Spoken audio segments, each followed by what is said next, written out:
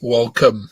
We are getting very excited now for the build up to the final part of this amazing championship season.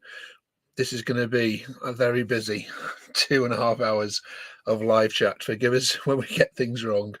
We're going to have all 24, hopefully, of our amazing podcasters joining us throughout the next 2.5 hours, live from the stadiums, live from concourses, live from car parks, and things I'm sure will go wrong. Ian, can you hear us?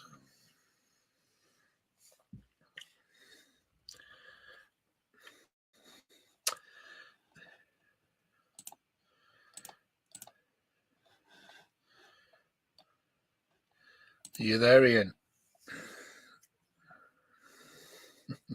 Ian's an Ipswich fan.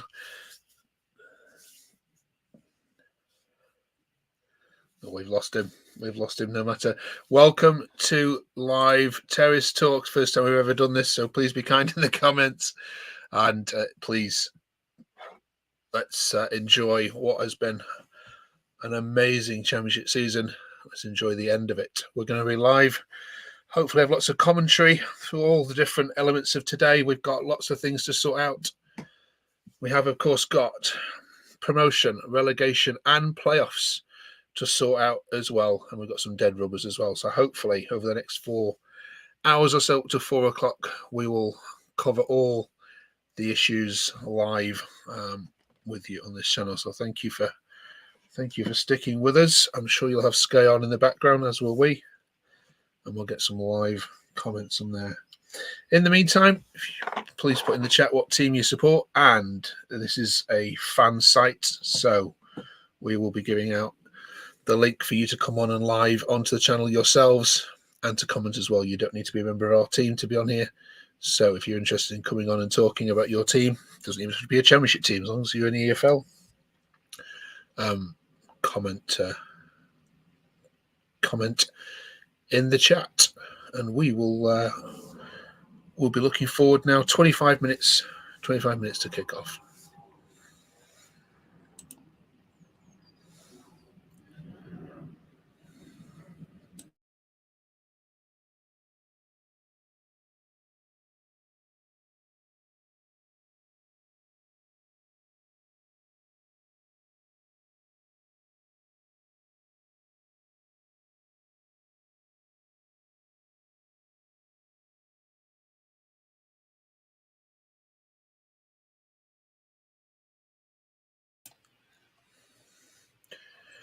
Okay, so if you do want to join us, there's our email address, admin@theterracetalk.com.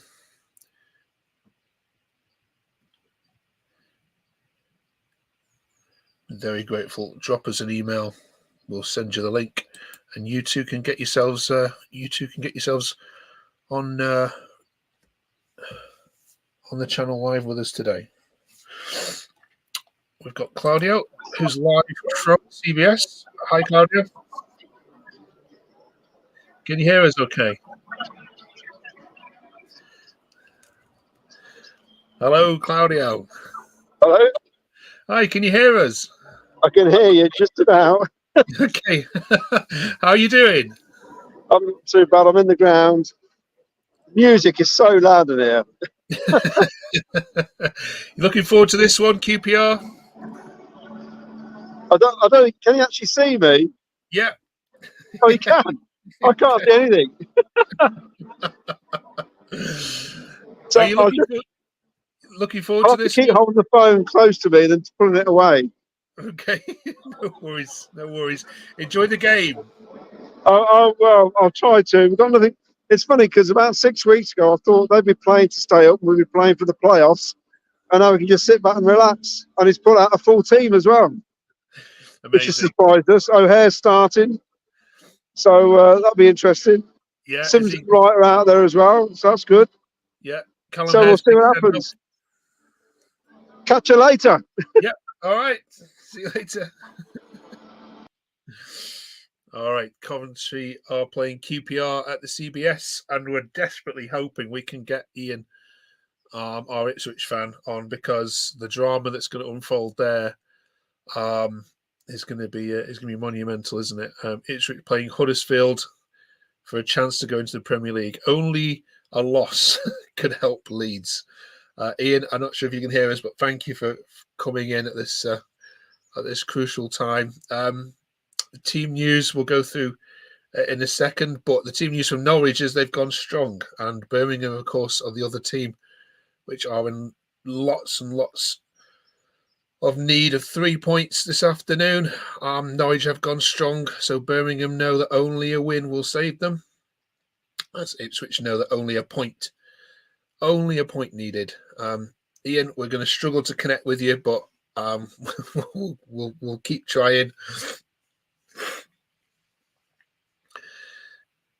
Welcome if you're just joining us live on Terrace Talk. We are bringing you the final day of the Championship season in discussion, comments and views from the fans, by the fans, for the fans. And again, if you wish to come on the channel, please put a comment in the chat below. We are now, we're 20 minutes away from kickoff. Ian, we aren't going to be able to connect with you. I'm so sorry. We'll probably let you go and enjoy the game and hopefully catch up with you when you are in the Premier League. Okay. Yeah. All right, folks. We'll be right back.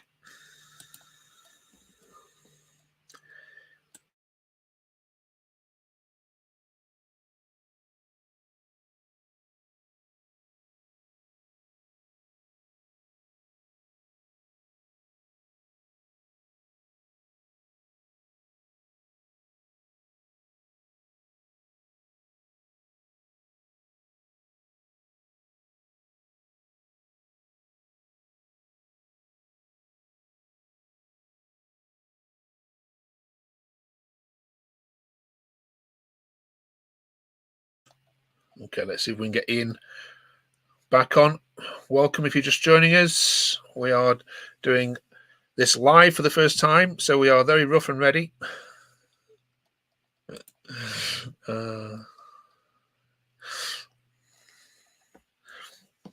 Thank you, Liam. Not so much signal at the Bet365. No, not much signal anywhere, is there? So hopefully our team will be joining us mostly after the games in the pubs on the way home, and we'll get some commentary on their reflections of the season. If you are watching and you're a fan and want to come on and talk about any of the results or anything from the season, please put a comment below,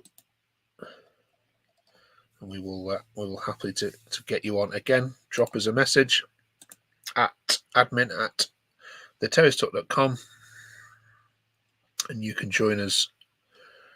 You can join us live and have a chat.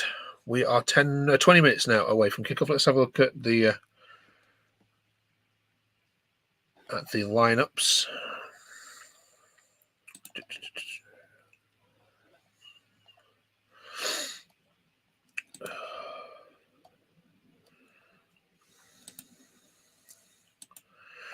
Okay, so Ipswich Town have gone, obviously you'd expect, with Lackey in goal, and then the back fours seems to be unchanged. We've got Morsey and Leongo for source in the defensive midfield positions, and then of course Burns is only recently back, Chaplin, and of course Amari Hutchinson on loan from Chelsea leads that very attacking line with Hurst, who also has only just returned from a long absence, up front as well. So really, that's as strong as Ipswich can be. For Huddersfield, well, comments made by the manager this week about many of the team leaving early and not having the right attitude. I think you can probably see there that the absentees, Bergzorg, for example, and Sorba Thomas, nowhere to be seen in the starting 11. So it doesn't take a genius to work out which ones he was referring to. Healy and Ward up front, and of course you've got Kasuma, Raduni, Wiles and Turton coming to midfield, and Edwards, and then of course the back central defenders are Hellick, Pearson, and Jackson. You have to wonder for how many of those players this is going to be the last time that they'll pull on a Huddersfield shirt, and you know how much will players like Hellick be sold for in the summer? Because certainly I would look at that and think Hellick and Raduni are definitely going to be wanting to not play in League One next season. They're the only ones really that have shown some sort of fight this season. Okay, so we'll be right back after a short break.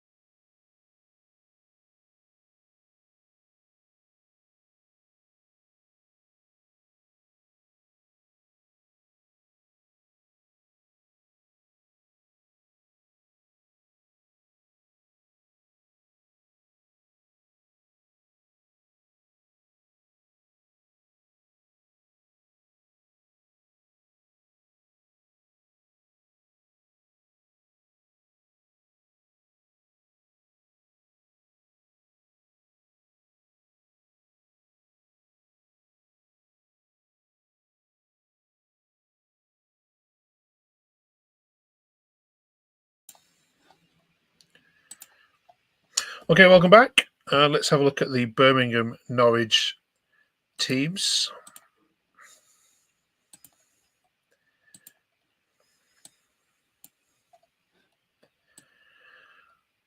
Okay, so as you expect, Ruddy in goal, obviously former Norwich keeper as well. And then they've gone with Laird, Bellick, Sanderson and Buchanan across the back. And then Sunjic and Pike midfield with Mayoshi, Anderson and James. And of course, Jay Stansfield, probably on his last game for Blues either way, leading the attack. So again, that is as strong as Birmingham could go. And do you know what? They may have a chance. They beat Coventry the last time out, although Coventry probably had their eye on Wembley, admittedly. But they have a squeak of a chance. If they can get an early goal, then all the pressure then shifts to Home Park. And Norwich away from home haven't been as good as they have been at home. But look at this lineup here. There's no suggestions of Norwich resting any players here. Gunn in goal, McCallum, Gibson, Duffy and Stacey. McLean and Nunes in midfield, and then look at this attacking lineup here: Sains, Sarah, and Sorensen, with Sargent, of course, leading lines, Captain America. So, where is this game going? Who is going to be relegated at the end of the day? Comment below. I just think Birmingham just might have enough, and we're hopefully going to be joined throughout the next 2 hours by our Birmingham fans. For our Plymouth fans. Yeah. And we've also got fans at every single game live. Hopefully we'll be able to bring you some action, if not some live reaction to what happens. We've got Liam and Ellie at the Bet365 watching a dead rubber in Stoke and Bristol City, and crikey, Stoke fans must have thought this was going to be their yeah, got you, Sam. This must have been the fixture they had their eye on. You know, they had to beat Bristol City to stay up, but it's a dead rubber. It's all for nothing, and we are just now 15 minutes away from kickoff.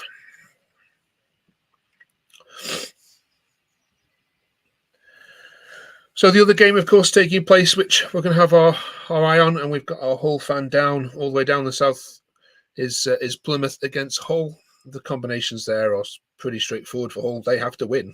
They have to win and hope that West Brom do not get anything against Preston. Unfortunately for them, they're playing Preston.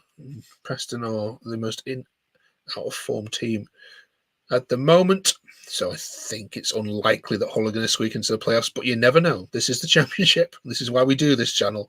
It's the best league in the world, and funnier things have happened. So it could be. that Hull could score, Preston could score, and that would mean that Hull are in the playoffs. But it's going to need a lot of a turning around in terms of goal difference if they're going to overtake Norwich. They have to win by five clear goals, and Norwich have to lose by 2. So we need a 7-goal swing. But who's to say it's not going to happen? So we're going to be looking at Hull and Plymouth, and of course the other games, which will have lots of nerves on us. Sunderland against Sheffield Wednesday at the Stadium of Light, and of course Danny Rolls in the dugout there, and all kinds of rumours on our channel. We're talking this week about whether Danny Roll could even be the Sunderland manager this time next season, but that's a chat for another day. We are now looking potentially at the greatest escape of all time from Sheffield Wednesday as they travel to the Stadium of Light today, playing a Sunderland side that have been awful for 3 months. And the final team, hoping that Norwich gets something at St Andrews, will be Blackburn Rovers, who are heading to Leicester City's party away at the King Power, and all Blackburn have to do to survive is pick up a point or hope Norwich win. So there we go. We're all set for the final day. Other dead rubbers then today obviously include Middlesbrough and Watford,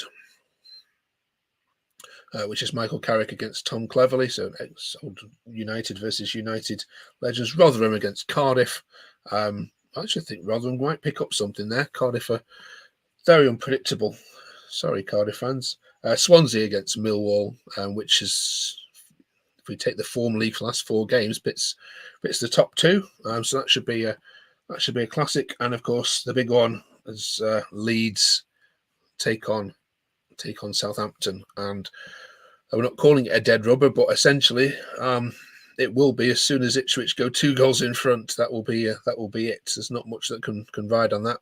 Leeds can't do very much other than hope to win and hope that Huddersfield do them a favour, which, as Huddersfield fans will tell you, is not going to happen. All right, we'll be right back. We're counting down then to the start of the day. Where's the first goal going to come out? And we're hoping some high scores here, aren't we? 4-4s, 3-3s. Come on, it's the last day of the season. Let's have it. Back in a sec.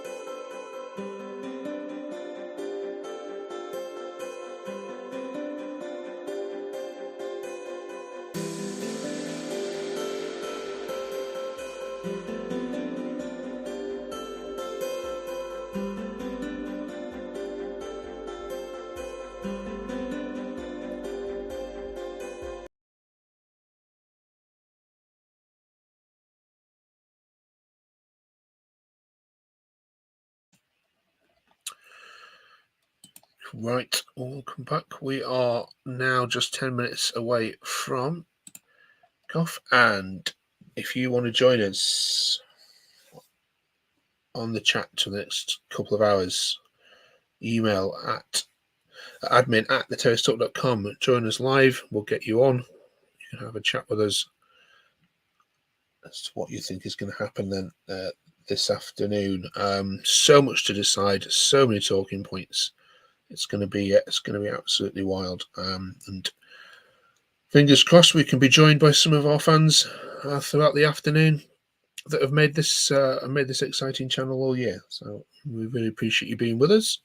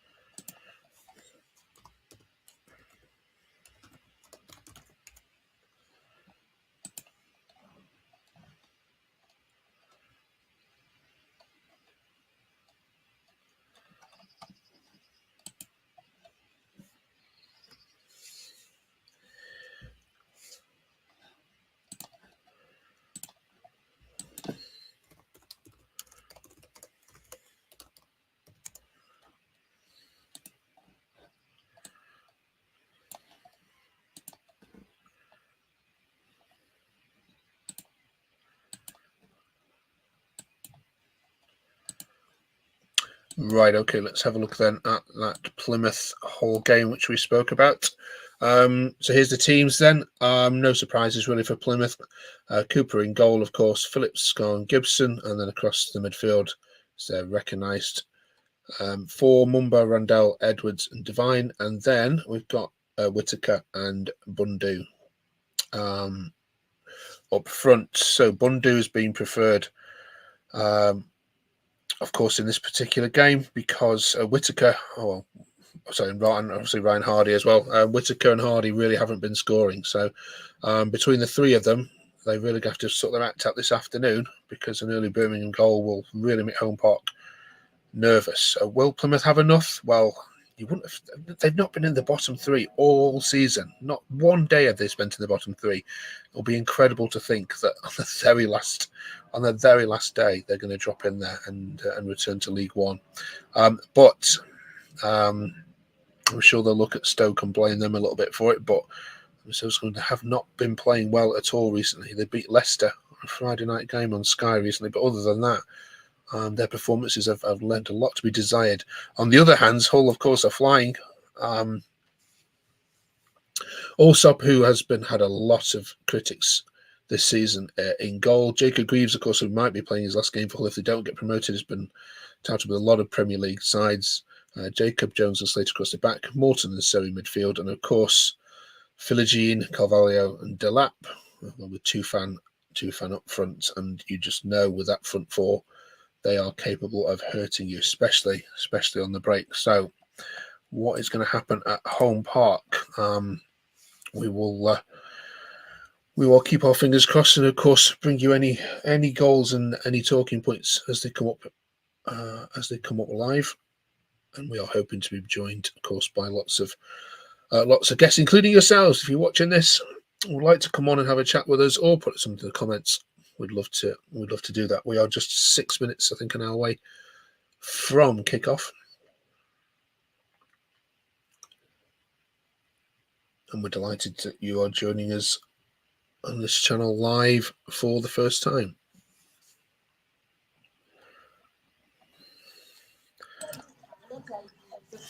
Joined by James, our Cardiff fan. How are you, James? Not bad. Where are you watching the game from today? Just from home, to be honest, on the live stream. What's the Cardiff team news? So quite unchanged really. Horvath and goal, Romeo, Phillips, Gutas, Tanner left back. I think it's Siopis, Wintle in the midfield. I can't remember who the other one is. Bowler, Diageo, and Ashford as well as playing. So yeah.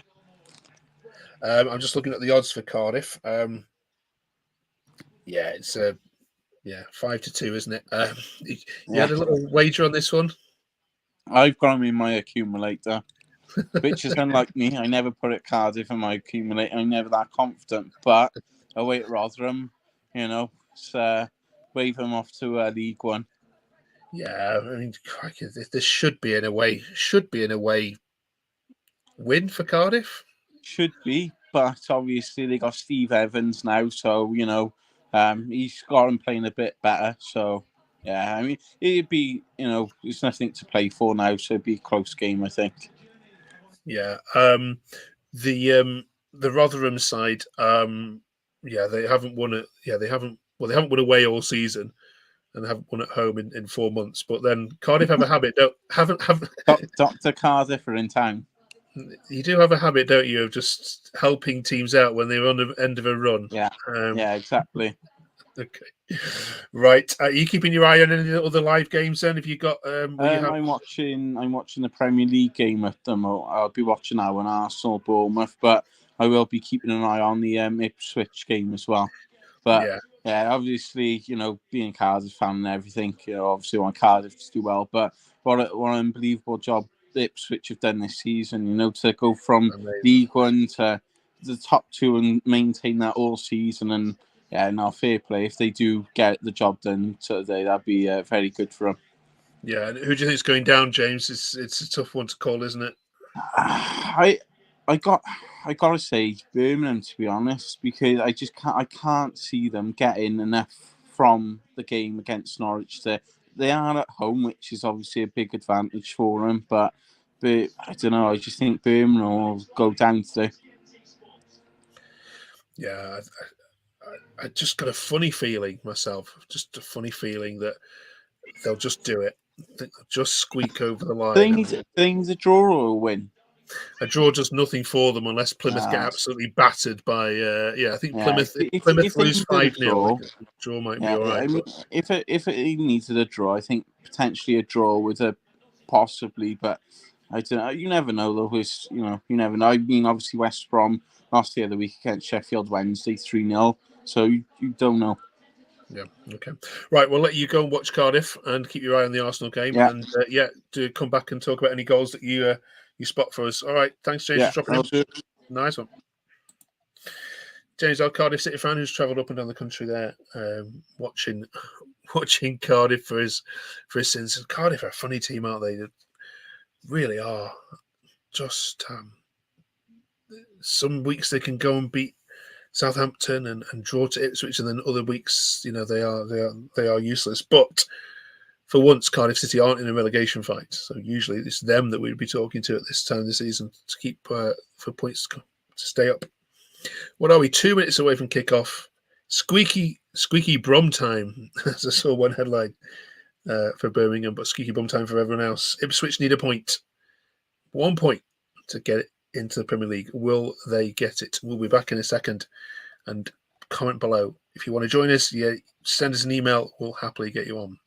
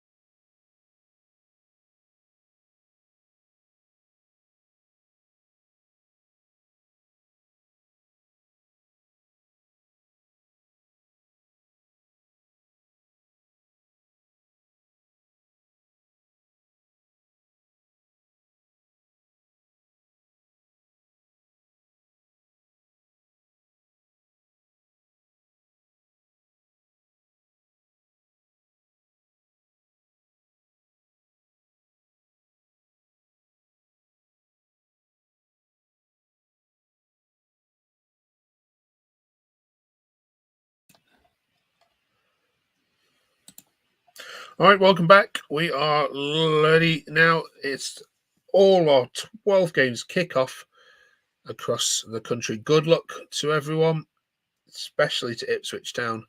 We are all rooting for you. Let's just have a look at the table as it stands at the moment. Of course, this is going to change a lot over the next 2 hours or so. Let's talk about the permutations. So, Birmingham City currently on 47 points. Huddersfield will be relegated. There's no doubt that this afternoon. Birmingham City, a point is not good enough for them unless Plymouth Argyle lose by 5 goals, which will then swing the goal difference into Birmingham City's favour. So if Plymouth get battered 4-5-0, then Birmingham have a chance. It's against Hull. It may happen. But other than that, Birmingham know they need a win. A win will take them to 50 points, and then of course it's then any of the others. Birmingham's goal difference is far better than Sheffield Wednesday, so they are vulnerable by goal difference. They must pick up something against Sunderland if they are to avoid the drop. So presuming that Birmingham win and Plymouth win and Argyle pick up a point, the only other team that is potentially in danger, and I can't see this happening, is of course Blackburn Rovers sitting on 50 points there. They're away to Leicester. And the way combination that Blackburn will go down is, of course, if somehow Birmingham win, Plymouth win, Sheffield Wednesday get a point. Those 3 things have got to happen, and Blackburn have to lose to Leicester. So Blackburn aren't going down, are they? At the top of the league, well, it's very straightforward for Ipswich. Okay, the maximum points that Leeds can get now is 93 if they beat Southampton today. A point will see Ipswich on to 94. They can't catch Leicester, so Leicester's, of course, as we know, are already champions. So, yes, Leeds have to hope that Huddersfield beat Ipswich and that they beat Southampton. Of course, their goal difference then would take them into second place and into the Premier League. What's going to happen? Put your predictions in the chat. We're all here for the most exciting 90 minutes of the Championship season. It's the final day, and we are going to bring it all to you live. No goals as of yet in any of our games. Only 2 minutes kicked off, and this is the important part, isn't it? The early goal at certain grounds can now spread and become incredibly crucial in terms of the atmosphere. So imagine for a second if Hull scored, what that does to the atmosphere at St Andrews. We'll be joined hopefully by all our 24 podcasters that have made up this channel throughout this year. We've already been joined by our Cardiff, our Coventry, and our Ipswich Town fan, who is sitting biting his nails, no doubt, in anticipation of what is to come this afternoon. Could be the biggest party that Ipswich has ever seen. So we'll be chatting, hopefully, to us. Now, if you are watching this and fancy coming on yourself and having some sort of conversation with us about the team you support or what your thoughts are on the season, please drop us an email at Terrace Talk, and we will definitely get you on. No early goals then to think about. Of course, also the game going on in the Premier League today is Arsenal against Bournemouth, and of course the ramifications of that are obviously huge, with City playing Wolves later on. Let's have a look how the Birmingham game has started then. At the moment, it's quite an even game. No chances to talk about yet. Birmingham have had 2 dangerous attacks already.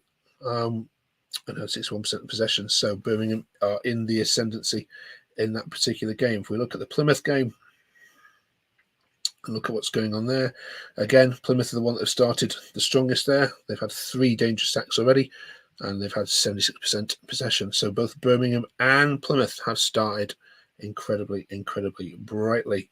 In the Ipswich game, as you would expect, they've had 1 dangerous attack, Ipswich, but it's actually Huddersfield that have had most of the possession so far. So a little bit of nerves jangling so far at Ipswich.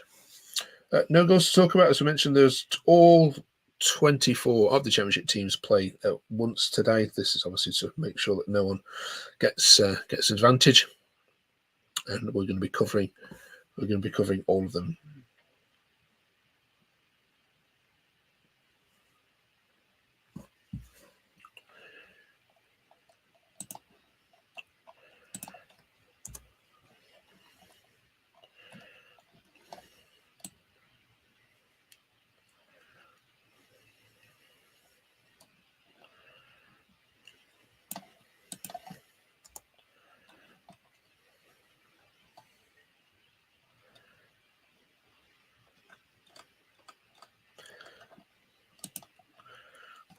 Huddersfield today, the luminous yellow kit. Just think with those kits, it's very hard to pass. I used to play in a team where the away kit was that colour. Bright sunny days in the grass. Used to camouflage. No goals yet. Where's the first goal going to come? Where is it going to come? I suspect there's going to be some high scoring games elsewhere away from the issues today. Swansea Millwall could be high scoring. We certainly hope so. West Brom Preston. Of course, West Brom we haven't spoken about. They just need a point against Preston, which they should get, as bad as they've been.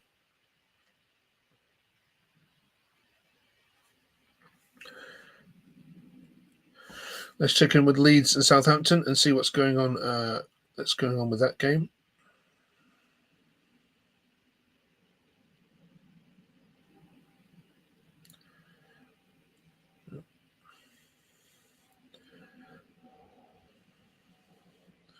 No major chances as of yet.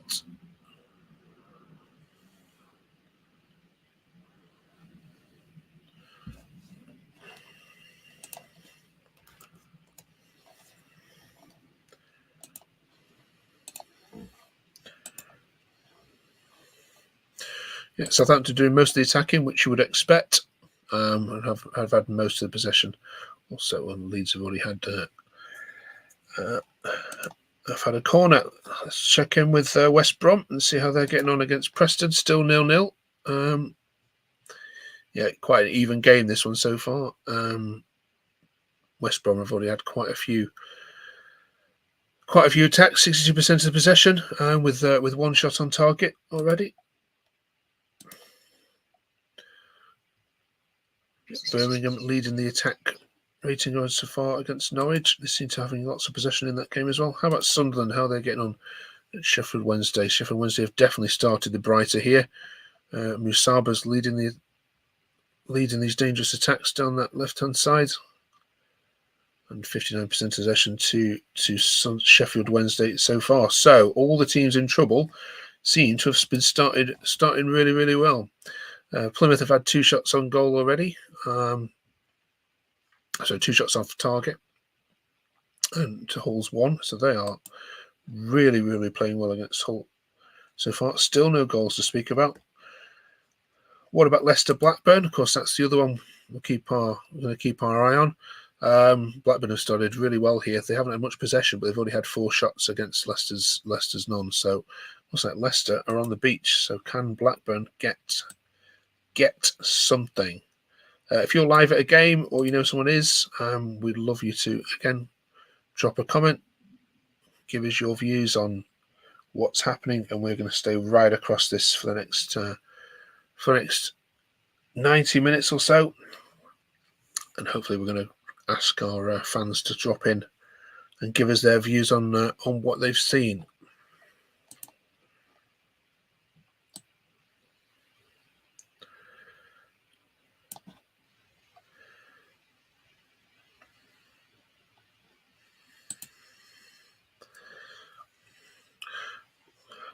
Stoke are bossing the game against Bristol City.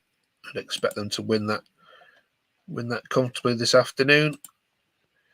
And Swansea have also started incredibly well against Millwall. No goals to speak of as of yet.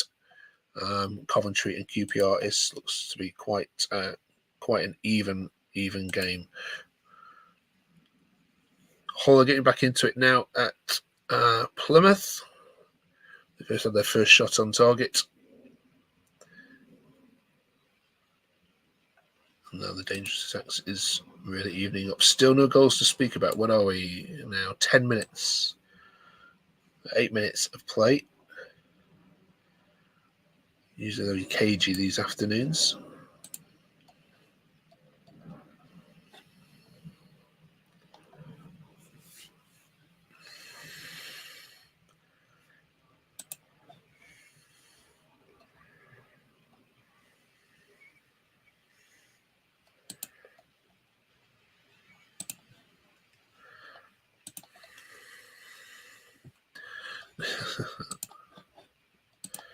Come on, Wednesday, yeah.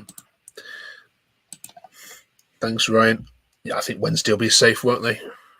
I think, yeah. I mean, once the dust has settled on this season, a documentary needs to be written about what has gone on at Sheffield Wednesday this season.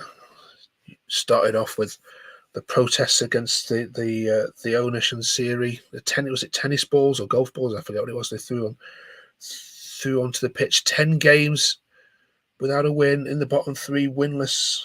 And look at the job Danny Rowell's done. My worry for Wednesday is that they're going to keep hold of him. He is without doubt one of the managers of the year. And I've even heard that Brighton might be sniffing around both him and Marty Cifuentes. But yeah, come on Wednesday. Massive club, aren't they? Wednesday can't go back down to League One because you just think that the owner will just not invest any more money then, and you do worry for them. But should be okay. But it's Sheffield Wednesday, isn't it? Who knows? But thanks, Ryan, for commenting. And if you want to come on and join us to talk about Wednesday, please just drop us an email. We'll send you the link and you can come live. If you're watching the Sheffield Wednesday game, please give us the updates. No goals still. Give all that out to you. Yeah, absolutely. Do you know, as much as Kieran McKenna deserves the Championship Manager of the Month award if Ipswich get promoted. We've talked on this channel loads. Danny Roll, or Marty Fuentes should really split it, because Wednesday were gone, weren't they? They were absolutely nowhere. No one gave them a chance of survival, and somehow they're on 50 points. 50 points. And if they go down on 50 points, well, that just shows just how crazy this season's been. But yeah, right. Let's have a look how actually that game has that started statistically. Sunderland against Sheffield Wednesday. Sheffield Wednesday bossing possession. 2 shots on target to Sunderland's nothing, and 2 corners already in the game. So with an XG of 0.23, it looks like Wednesday are absolutely on top. Still no goals. We wait for our first goal in the final day of this exciting championship season. Let's go have a look at what Birmingham are doing at Norwich. That's obviously the big one for now. It looks like Birmingham are on top.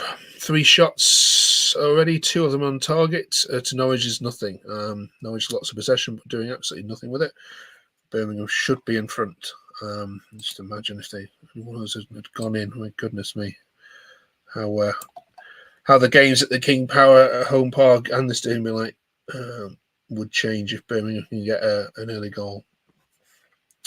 Come on, we want a goal. We want a goal.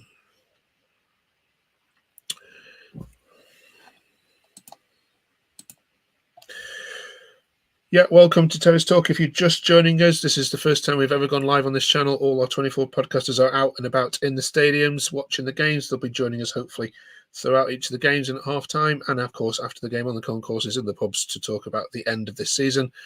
We'll hopefully be joining the Ipswich party, hopefully live, and get a signal. Once we join the Leicester party live, and also there's going to be a party somewhere down at the bottom as well for 3 teams anyway, as they celebrate survival. Which 3 will it be? You'd imagine Blackburn and Sheffield Wednesday are okay, but the big news at the moment at St Andrews is Birmingham are bossing the game statistically. They are playing extremely well and potentially should be in front against Norwich. So what does that mean for the others? Of course, for Sheffield Wednesday, a point is enough. And for Blackburn, a point is enough. They don't need to win. Plymouth have to win. There's no doubt. And we got our first goal, which has just been scored at the Bet365. It's not gone the way of the home team, though. It's actually gone to Bristol City. So let's see who that is. Well, we've got our first goal. Let's see who's scored it. No, it looks like it's been disallowed. There we are. Right, okay. Some infringement certainly has happened there. The ball was in the back of the net, but no goal. So 0-0 as it stands. Must be offside, yeah. Yeah, offside. There we go. So Stoke fans, you can breathe again. I mean, imagine that was going to be the game, wasn't it? That Bristol City, Stoke City could have been down there, but Schumacher sorted them out. And of course, that big game against Plymouth meant that ultimately they were safe going into the Southampton game, which they came and won anyway. So good on Stoke City. And of course, Stoke City and Bristol City are 2 teams that potentially could be up there next season. But I tell you what, next season, as great as this season's been, next season's going to be fantastic, isn't it? We've got Portsmouth joining us. Derby County are back. Probably we're going to have Sheffield United certainly back in to join the mix with Sheffield Wednesday. And then we're going to have Burnley, Luton, or Nottingham Forest joining us as well. So, crikey. Middlesbrough will improve. Sunderland will improve. It's going to be one of the most tightly fought contests, I think, next year. We're not going to have 2 teams running away with it. Come on, we're looking still for our first goal in the final day of this amazing championship season. Let's have a look at how Leeds are getting on against Southampton. 3 shots on goal, 1 on target, with 55% possession. So they seem to be coming back into that. Southampton now have got the higher XG. sure what you think about XG. Put in the comments below whether it's something. It's a stat we haven't really used much, but it seems more and more commentary on it, doesn't it? Hull are right back in this game now. Plymouth made a fantastic start, but they now have an XG of 0.14. This is that Hull, that is. 5 attacks, 1 shot on target. 61% possession. It looks as if Hull are now bossing that game. So, Birmingham, if you can grab a goal, that is going to really set hearts races. Oh, hi, Brian. Yeah, so I'm a neutral. I'm an Everton fan. So, there we go. We started this because I thought we're very much going to be joining it. No, I don't support any of the Championship. So I love the Championship, though. That's the reason we do this channel. We've been doing it all year. We're unique, and that we have 24 podcasters who each support 24 teams, and each week for the fixtures they meet each other and have some banter. And yeah, we celebrate the best league in the world by far. Even as a Premier League fan, I'll admit that. I secretly wouldn't have minded coming down to the Championship because it's one of the best leagues. We've got a goal at Ellen Roads, and it's gone the way of Southampton. So, Ipswich fans, that is going to filter through to you, and that means Leeds have now got it all to do. My goodness me. Let's have a look. Who's got that goal? Sorry, I don't have that on the screen. Tell us in a second.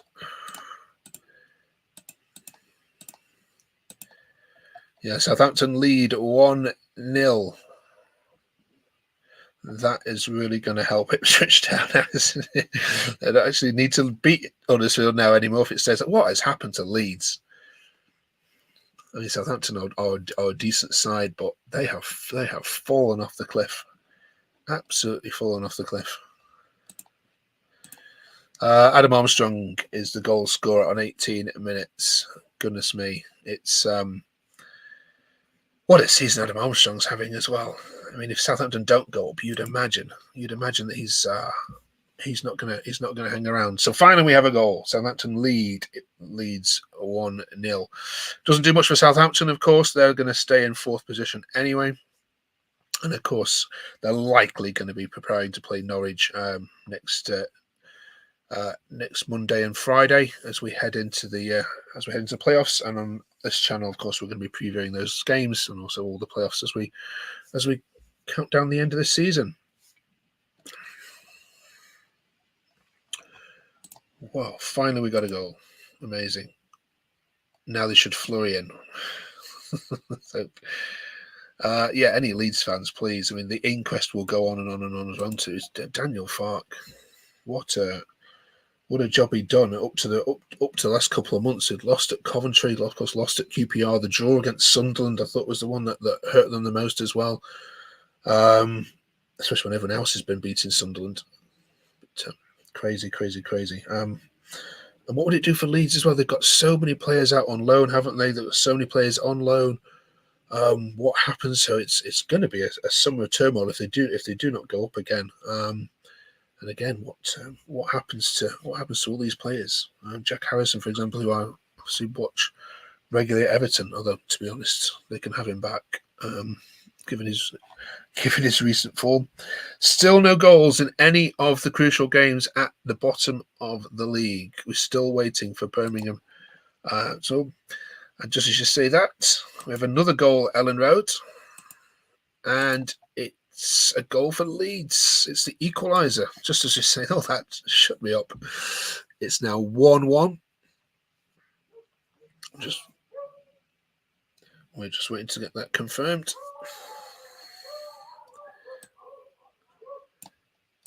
Yeah. Joel Pirro has equalised. Southampton scored. 3 minutes later, Leeds equalise. My goodness me. Game on. Game on at Ellen Road. Actually, I knew that game would have goals, and these two just love scoring for fun, don't they? Yeah, Pirro's not exactly been in form either. The in the last couple of months. So that's an important goal. Important goal for him. 1-1 at Ellen Road. That's the only goals that we've got. Bristol City did have the ball in the back of the net at Bet365, but it got ruled out for offside. That's the only glimmer that we've had so far. What about West Brom and Preston? West Brom, Preston is a very equal game at the moment. 50% possession, 50% possession, one shot on target. Nothing to report too much there. Ipswich and Huddersfield, well, as you would imagine, Ipswich are bossing the game in terms of possession. But they haven't yet had a shot on target. They've had 6 shots, but not a single one on target. So the longer this goes on, the more nervous they may get. But there's an XG there of 0.25. So that is one of the highest XGs of all the games so far that we've got without a goal. Plymouth are turning the game again around.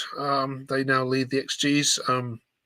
They've already had 1 shot on target to 1 Hull. So that is it's a topsy-turvy game there at Home Park. Plymouth started well, Hull came back into it, and now Plymouth are back in the ascendancy.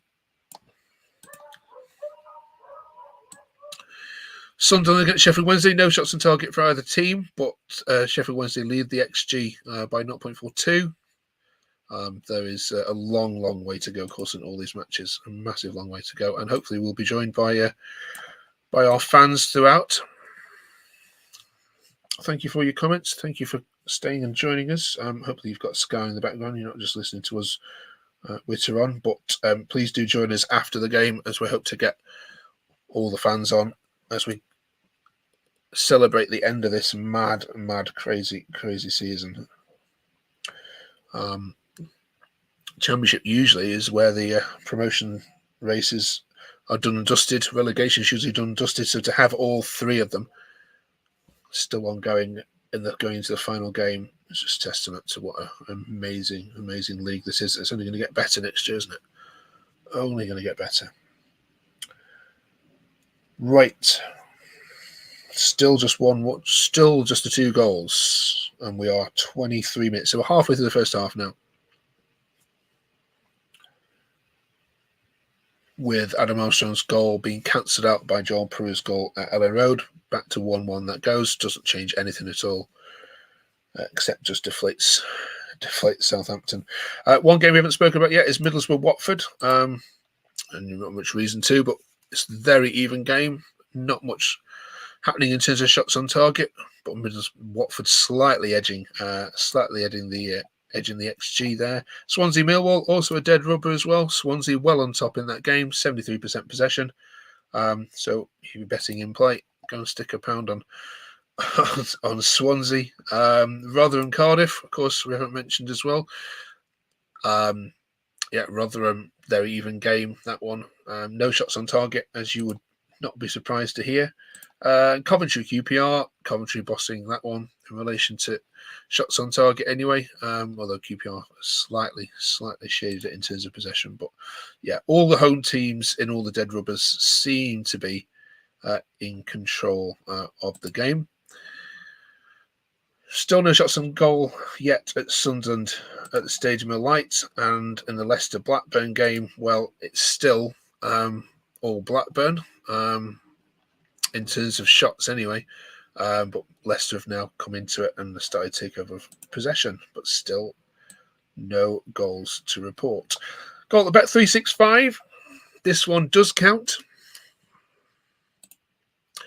and it's a goal for Stoke. So what does that do them to the table? It will be on 53 points up to 56, so they would rise from 18th at the moment up to 17th. Right, well, it's someplace. Yes, so rise from 18th to 17th, just ahead of QPR with that goal. So try and get the goal scorer for you shortly. But yeah, Stoke have taken the lead after Bristol City's counts out, and there's a shock on the cards at the New York Stadium, because Rotherham have just taken the lead against Cardiff. And if you're on earlier, our Cardiff fan said that might happen. Would you believe it? Rotherham have taken the lead against the Bluebirds. I mean, if you're a Cardiff fan, you could have scripted that. So we're now getting some goals in. Leeds and Southampton is 1-1. Rotherham lead Cardiff in their final home game. Steve Evans, of course, they're taking over in charge. And, I mean, he's going to sort them out, isn't he? He's absolutely going to sort them out. No problems about that. Yeah. And what was all on? Yeah, Stoke lead Bristol City 1-0. And that is all our goals caught up on. Arsenal Bournemouth is still 0-0.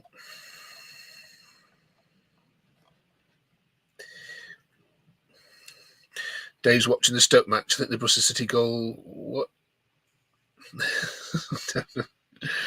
Not sure what you mean there, Dave. You're watching the Stoke match. All right. Big news. There's been a goal at Ipswich, and it has gone to Ipswich Town. They lead, and is that the goal that is going to send them to the Premier League? Oh my goodness me. Leeds fans, close your ears. What a season. Just what a season Ipswich Town are having. Oh my goodness me. I'm going to change the channels because this one is live, but we've lost the channels.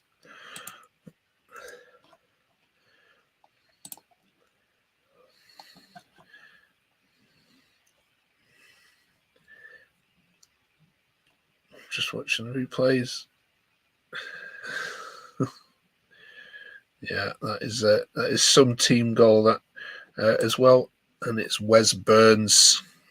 Wes Burns, who of course scored that amazing goal, of course at Coventry, now has put Ipswich ahead. So they are, what are they, 60 odd minutes now away from the Premier League, and what an incredible season. And nobody could begrudge. Nobody could begrudge them that. So Stoke lead, Rotherham lead, Ipswich are leading Huddersfield by 1-0. Leeds and Southampton are drawing. All the other games remain goalless. Gosh, the pressure that's just been released around that stadium. Because even though Huddersfield are bad, I'm sure even Ipswich Town fans must have thought, "Wow, this potentially could not happen for us." But yeah, sorry, Leeds fans, Huddersfield are not doing you any favours whatsoever. That is a massive goal for Wes Burns and a massive goal for Ipswich Town. And hopefully we might get some of our fans in at half time to talk us through that. Maybe James wants to talk us through what's going on at the New York Stadium with Cardiff. But yeah, massive game for Huddersfield. Blackburn still having a go at Leicester, holding them firm. That's all they need is a point, then they will be safe. But still no goals in that one. And there's a massive goal at the Stadium of Light. Sheffield Wednesday have taken the lead against Sunderland.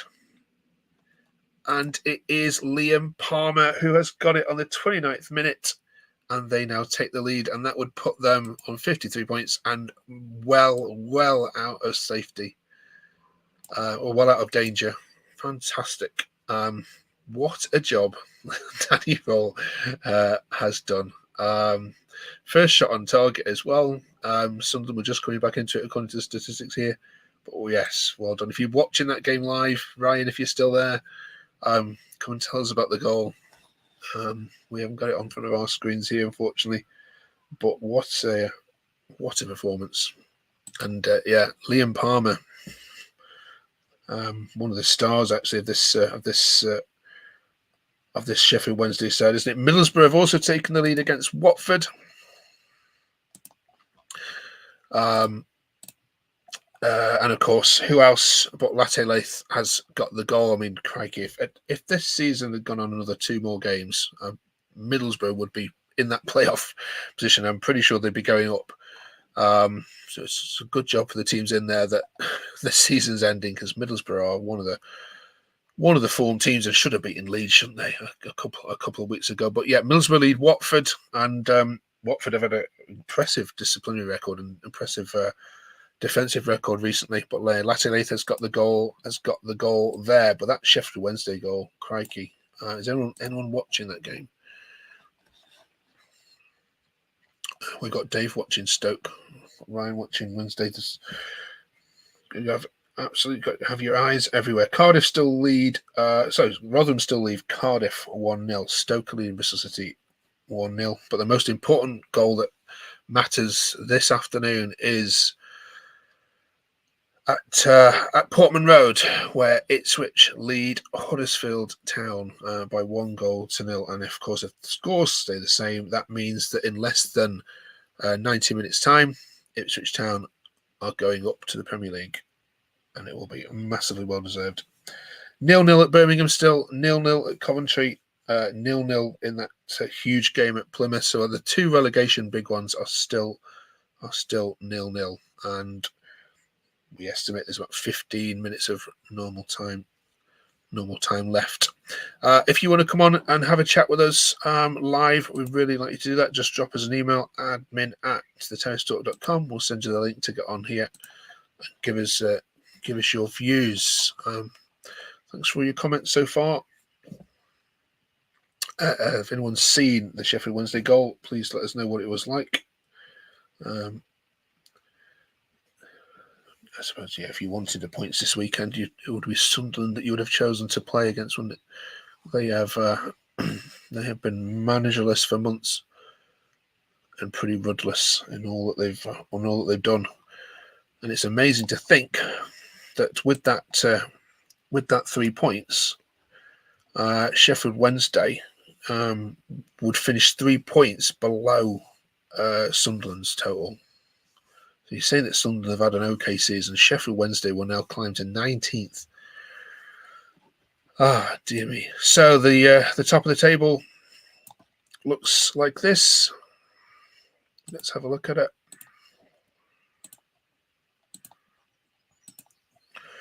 Ipswich Town, 96 points. There's no way that Leeds can catch them. Leeds now need Huddersfield to score twice and for themselves to score one more time against Southampton. The bottom of the table still remains the same. Birmingham are heading down, 48 points, a point behind Plymouth Argyle. They desperately need to find a goal from somewhere.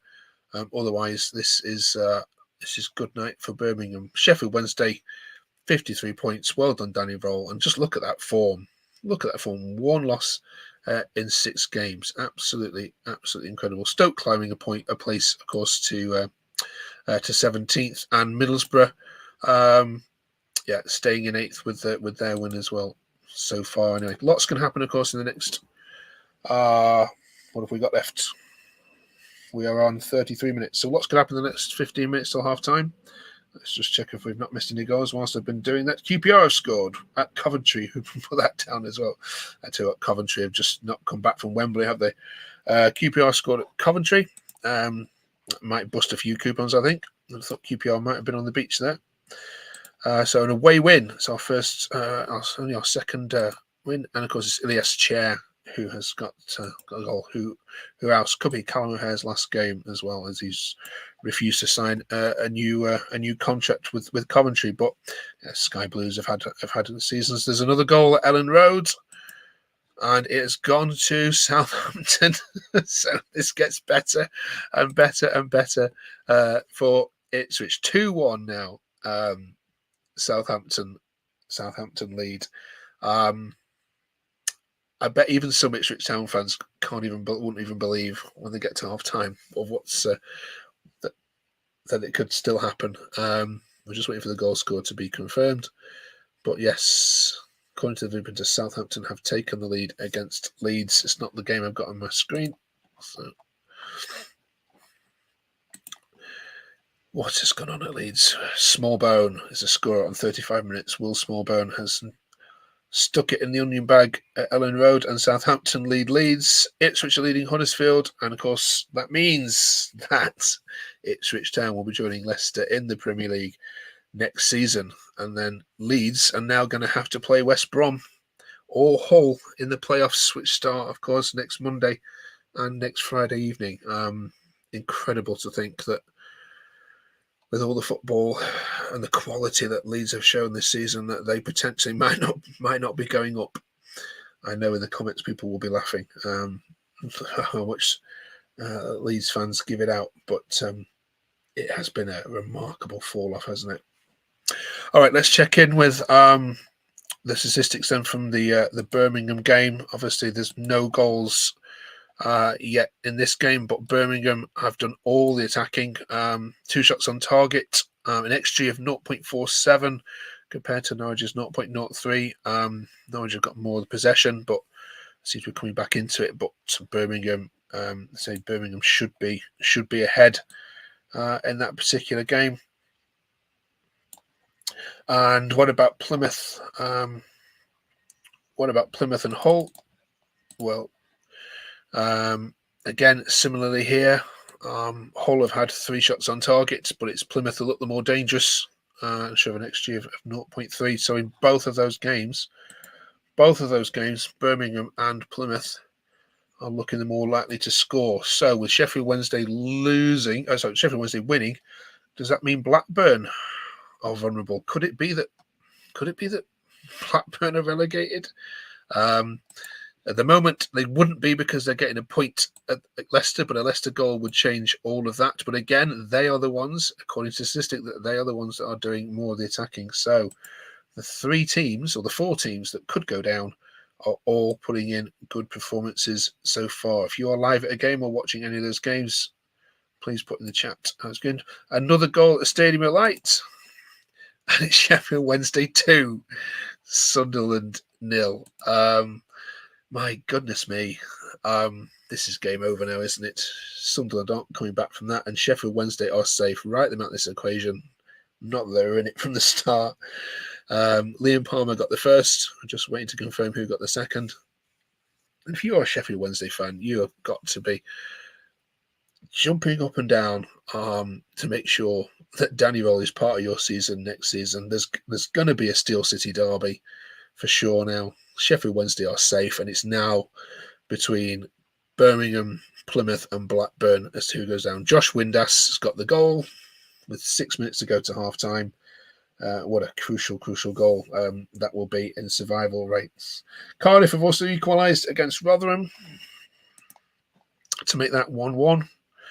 And still, we are goalless in the games at Birmingham, involving Blackburn and involving Plymouth. The 3 games which have got relegation issues to be decided are all goalless. Also, Swansea Millwall is goalless, and West Brom Preston also goalless.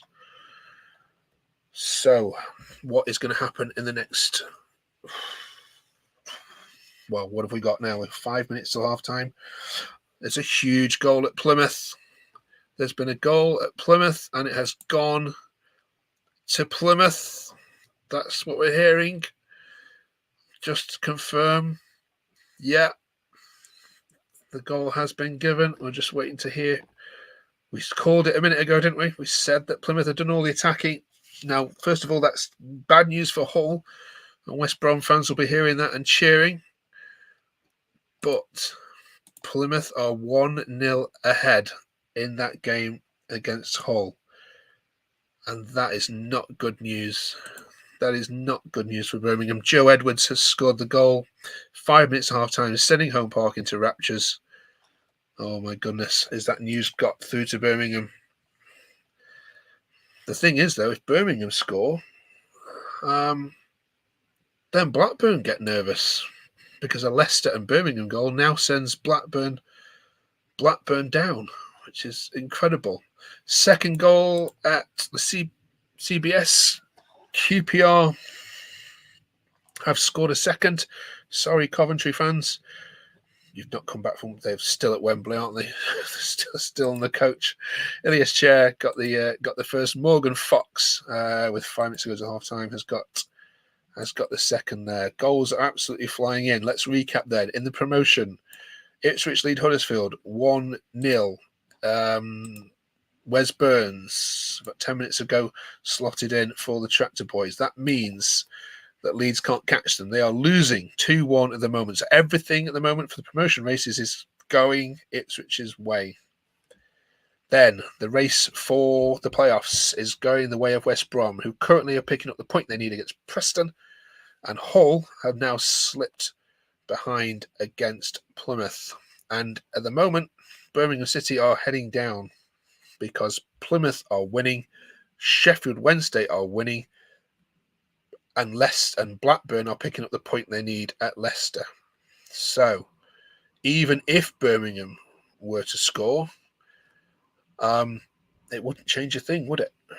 Because they can't catch Blackburn, wouldn't be able to catch Plymouth, and they wouldn't be able to catch Sheffield Wednesday. So at the moment, it is out of their hands. What they really need is a Leicester goal, and of course a goal themselves, which wouldn't hurt. Of course, in the other games, Middlesbrough lead Watford. Latte Lath has scored again. Since Rotherham and Cardiff are playing at a 1-1 draw. Stoke are beating Bristol City to move above, to move one place up in the table. Not now though, because QPR are winning. And of course, Sheffield Wednesday, as we mentioned, are beating Sunderland 2-0. 0-0 Swansea, Millwall. Wow, what an amazing 10 minutes. Dave's watching the Stoke game, should be 2-0 up. You think the Bristol goal was onside, right? That's very honest of you, Dave. Cheers for that. Yeah, I think we'd imagine that Stoke would win that. But what a big goal that Plymouth goal was down at Home Park. I actually predicted that Hull might win that, but Hull have not started that game well at all. And Birmingham fans staring into the abyss. But it's not been good all season, has it? Let's be honest. If you've watched any of our content on Birmingham this year with Adam, I think he was saying right from the start, even before Rooney came in, these players weren't good enough. But a Leicester goal and a Birmingham goal sends Blackburn down. So, or a Hull equaliser and a Birmingham goal will send Birmingham into a chance. But they really need Hull to equalise. Sheffield Wednesday out of it. Well, they now need to focus their attentions on trying to catch Blackburn. 2 minutes of normal time left to go. Let's have a look at the table and let's see what's happening. Let's see why that's left things. It is incredibly tight now at the bottom. If we have a look, it's Blackburn that are in trouble. So, down at the bottom, if Birmingham City were to now score, they'd be on 50 points. It wouldn't be enough to catch Blackburn. They've already taken a point from Leicester. So the only way Birmingham is staying up is if Leicester score and they score. 2 goals changes the situation and it sends Blackburn Rovers down. And isn't it interesting that John Eustace and his old club now are the two that should be now battling it out in the last 45 minutes for survival. Plymouth, of course, have got the goal they need. They're on 51 points and they are leapfrog Blackburn. Sheffield Wednesday are 2-0 up and they are well and truly safe. So it's between Birmingham and Blackburn as we head into that. Now at half time, then Blackburn players will certainly be told of what's happening. And you'd imagine that's going to make them incredibly nervous for the second half of that Leicester game. It's going to be backs to the wall, isn't it? No more goals to report. Still West Brom 0, Preston 0. That's enough for West Brom to go into playoffs. And of course, it looks like they'll be playing Leeds in those games next week. A second goal at the Bet365. It is gone to Stoke, as Dave predicted. Well done, Dave. If you got the lottery numbers as well, you can tell us. And of course, Arsenal have just scored against Bournemouth as well. They are covering you right onto the Premier League, so you don't have to watch all these channels. Just does. Let's see who's got that Stoke goal. Luke Cundle, of course, got the first one. So, signing from Plymouth. Not sure who's quite got the second one yet. Maybe Dave will get there before us. Who's watching it live? But yeah, Stoke lead 2-0. Luke Cundle with the first. Crikey, Stoke have got a huge XG in this game so far. One of the biggest that we've seen so far. 1.16 so far, with still only 2 minutes of half to go. Tyrese Campbell. There we go. Tyrese Campbell has got Stoke second. Hopefully Liam will be joining us, who's our podcaster for Stoke, in this game. And of course, any of you want to come on and join us, please do email us, and we will get you on for a live chat. So let's run through the scores. I think we're heading now into half time. It's half time, most of them. Birmingham 0, Norwich 0.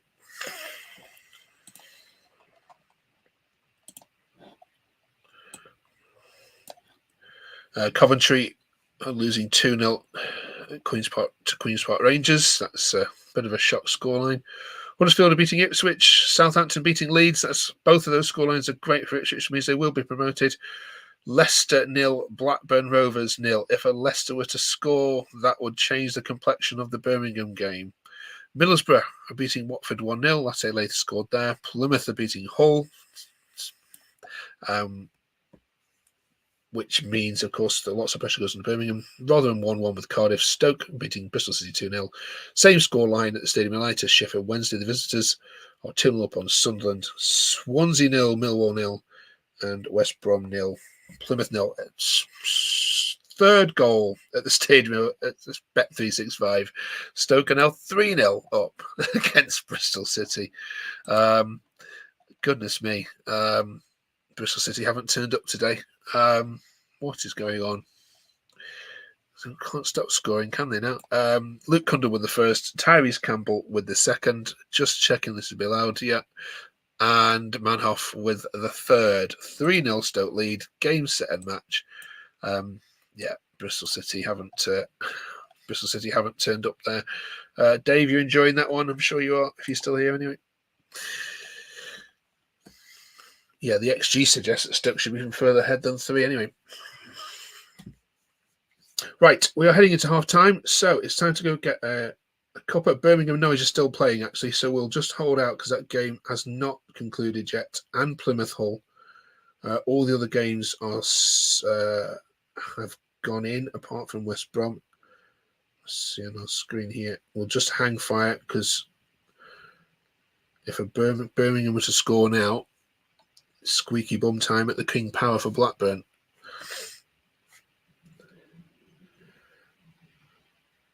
So as it stands at the moment in time, Ipswich have been promoted today. Birmingham City are going down. And it's as you were in the playoffs with West Brom.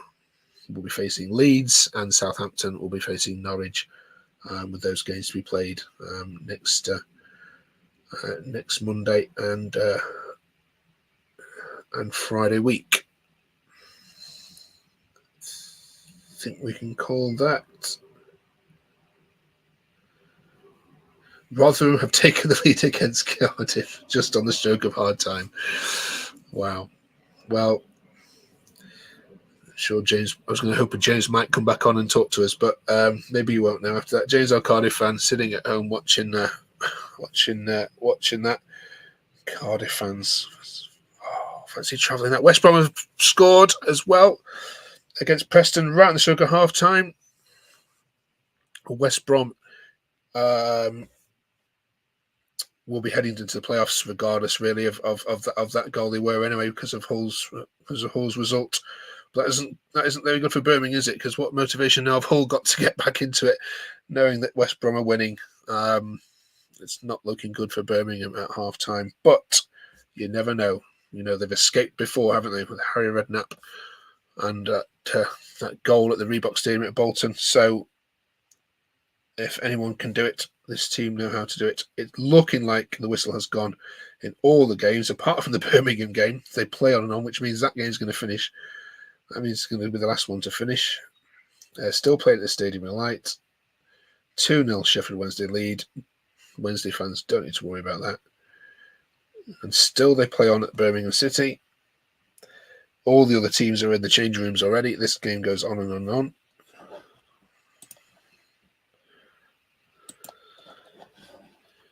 And now it's half time. Right. So that means all our teams are now in. There's no game still ongoing.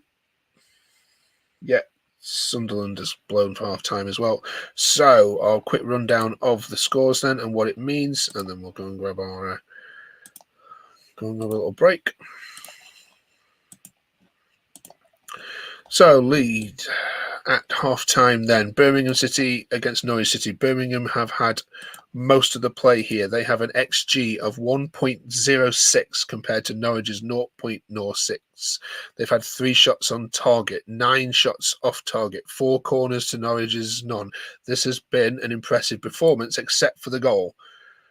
And a goal would change things. They'd still be going down, and it would all mean Blackburn Rovers will need to stop Leicester from scoring, which at the moment they have done.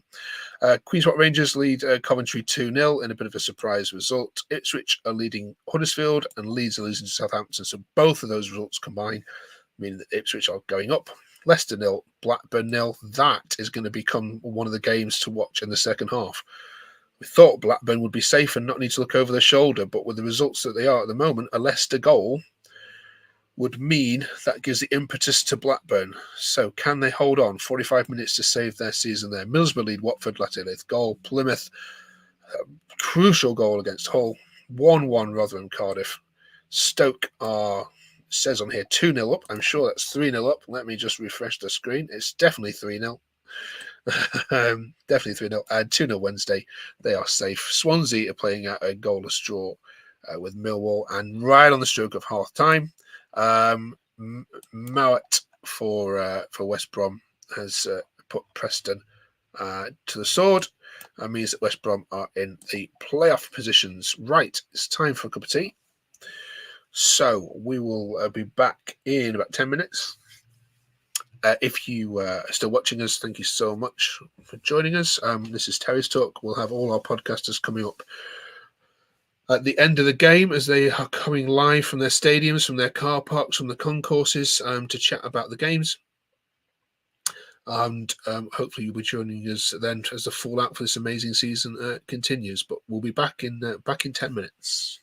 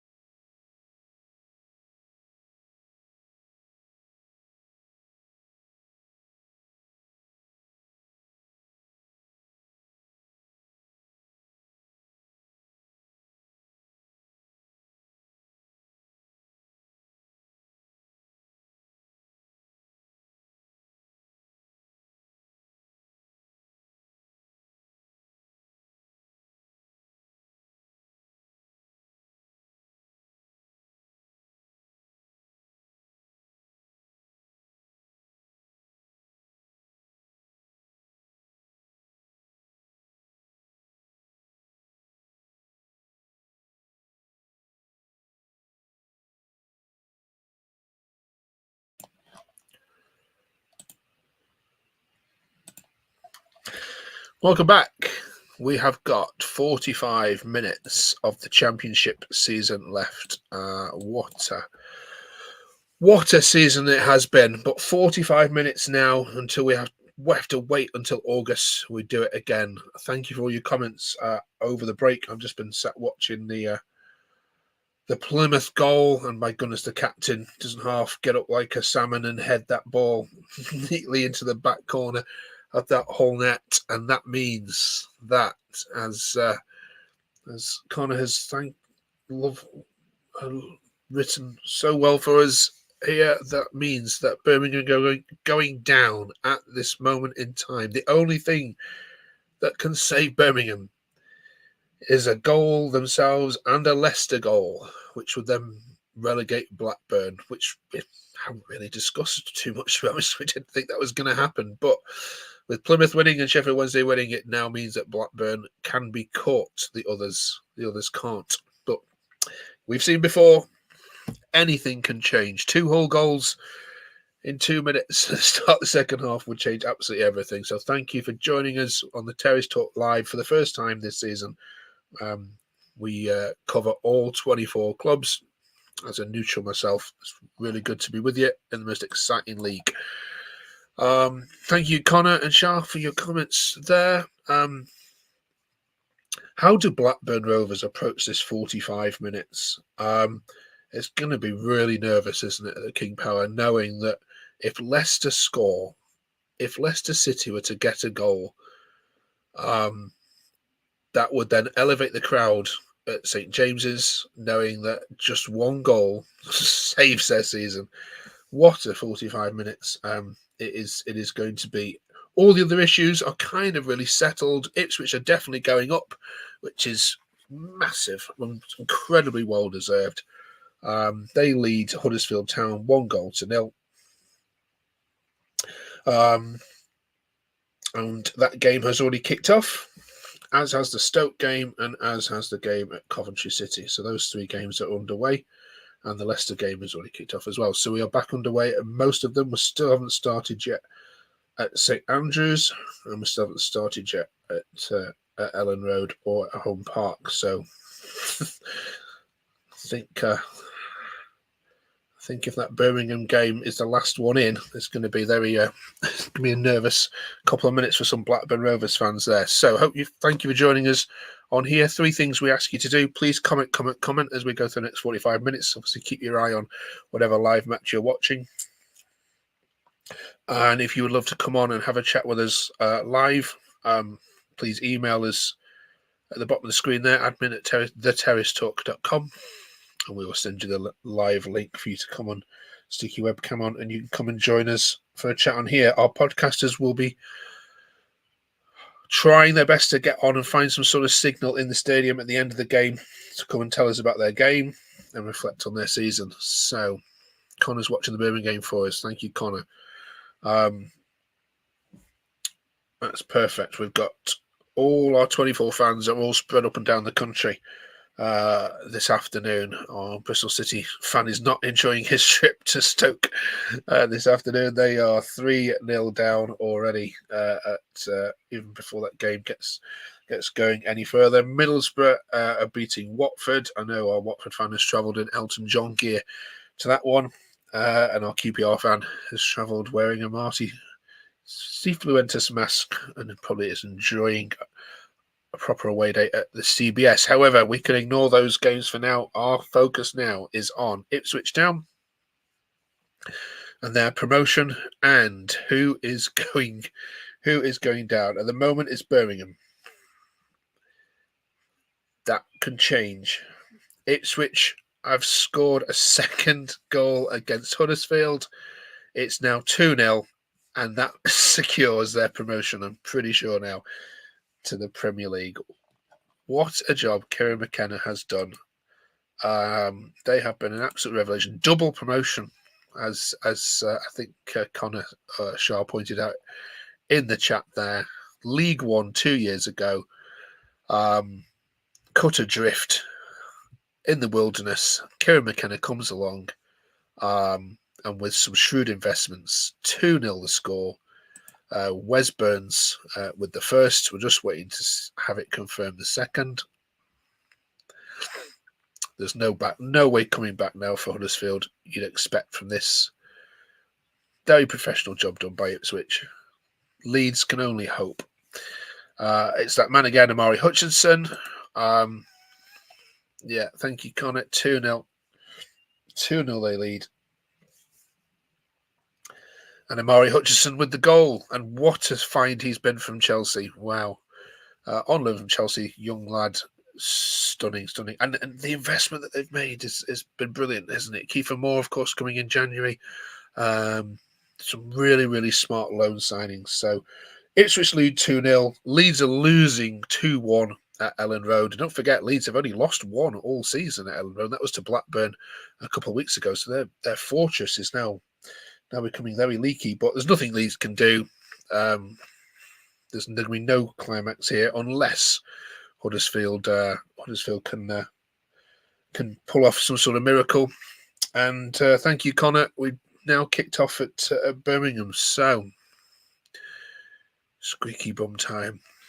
A Birmingham goal makes things very nervous at the King Power. Let's have a look how Blackburn have started in that game at the second half. And I thought actually we'd be leaving this game alone and wouldn't need to even look at it. But Blackburn have the higher XG, 0.59. It's a game of few chances, as you expect in any kind of Blackburn game. They haven't yet had a shot on target. But you would think that Leicester are going to come into it at some point. Leicester have had far more possession, but of course, you know what Eustace does. He'll defend, and they are very, very hard to break down. Two former winners, of course, of the Premier League in Leicester and Blackburn, playing in the Championship. But that is all eyes are going to be on St Andrews and that game. Yeah, Hutchinson is incredible shot, isn't he? Absolutely stunning player. I wonder how much Chelsea are going to want for him. Come the end of the season. So no goals other than that Ipswich Town one to report in the second half. Oh, Cardiff have equalised and Stoke have gone 4-0 up as well. Oh dear, Stoke fans. Right. I'm laughing because Stoke fan is can't believe what's been happening. So to win, I think 3-0 against Plymouth was something which was amazing, but to be 4-0 up against Bristol City Stoker. I think Stoke are going to see out the last home game quite comfortably there. And Cardiff have equalised against Rotherham. So spares their blushes on that one. So that's all to play for. So, yeah, we are still looking at the game at St Andrews. And that Birmingham goal will just change the complexion of the game at the King Power. Knowing a Leicester goal would send them down. Send Blackburn down. Okay, let's go and have a look then at the ones. Yeah, if you're watching any games, please put in the chat what's going on. Arsenal still leading Bournemouth as well, by the way. That's the game that's also on TNT this Saturday lunchtime. But of course, we're focusing on the best league in the world, which of course is the Championship. Birmingham 0-0. Let's see how they've started. Still leading in dangerous attacks, an XG of 0.58, much higher than Norwich's. Norwich's really haven't seen much of the attacking threat at all. 5 corners to Birmingham, eight shots compared to Norwich's 4. It's Birmingham who should have a goal there. Ipswich said 2-0 against Huddersfield. Their XG is phenomenal in this particular game. It's 19 shots to Huddersfield's 2. Huddersfield are just obviously seeing out the season now. That game is pretty much done and dusted. What about Plymouth and Hull? Have Hull got the motivation, actually? Because just before half-time, they will have heard that West Brom scored against Preston. That changes things for them because it doesn't really matter what they do against Plymouth now. They can't catch West Brom. And West Brom themselves haven't been in great form themselves, but they're in possession at the moment. It's quite an even game as well, actually. The XGs are quite similar. The number of attacks they've had, 10 attacks each. Because Whittaker's on the attack at the moment, and he needs to have a good game. Morgan Whittaker for Plymouth, because he hasn't been performing at all well recently at all. Still 0-0 at St Andrews at the moment. Birmingham are heading down. Ipswich are being promoted, and West Brom get the final playoff points. Thank you, Connor. Yeah, the XG for Birmingham is a lot higher. But what does that mean? It just means nothing, does it? They've got to put it away. And at the moment, they will be joining Stockport and Mansfield and Wrexham, and of course Rotherham and Huddersfield in League Two. Here's Jawad live from the scene. You right, Mark? Hear us? How's it going? Yeah, can you hear us all right? I'm loving the mask.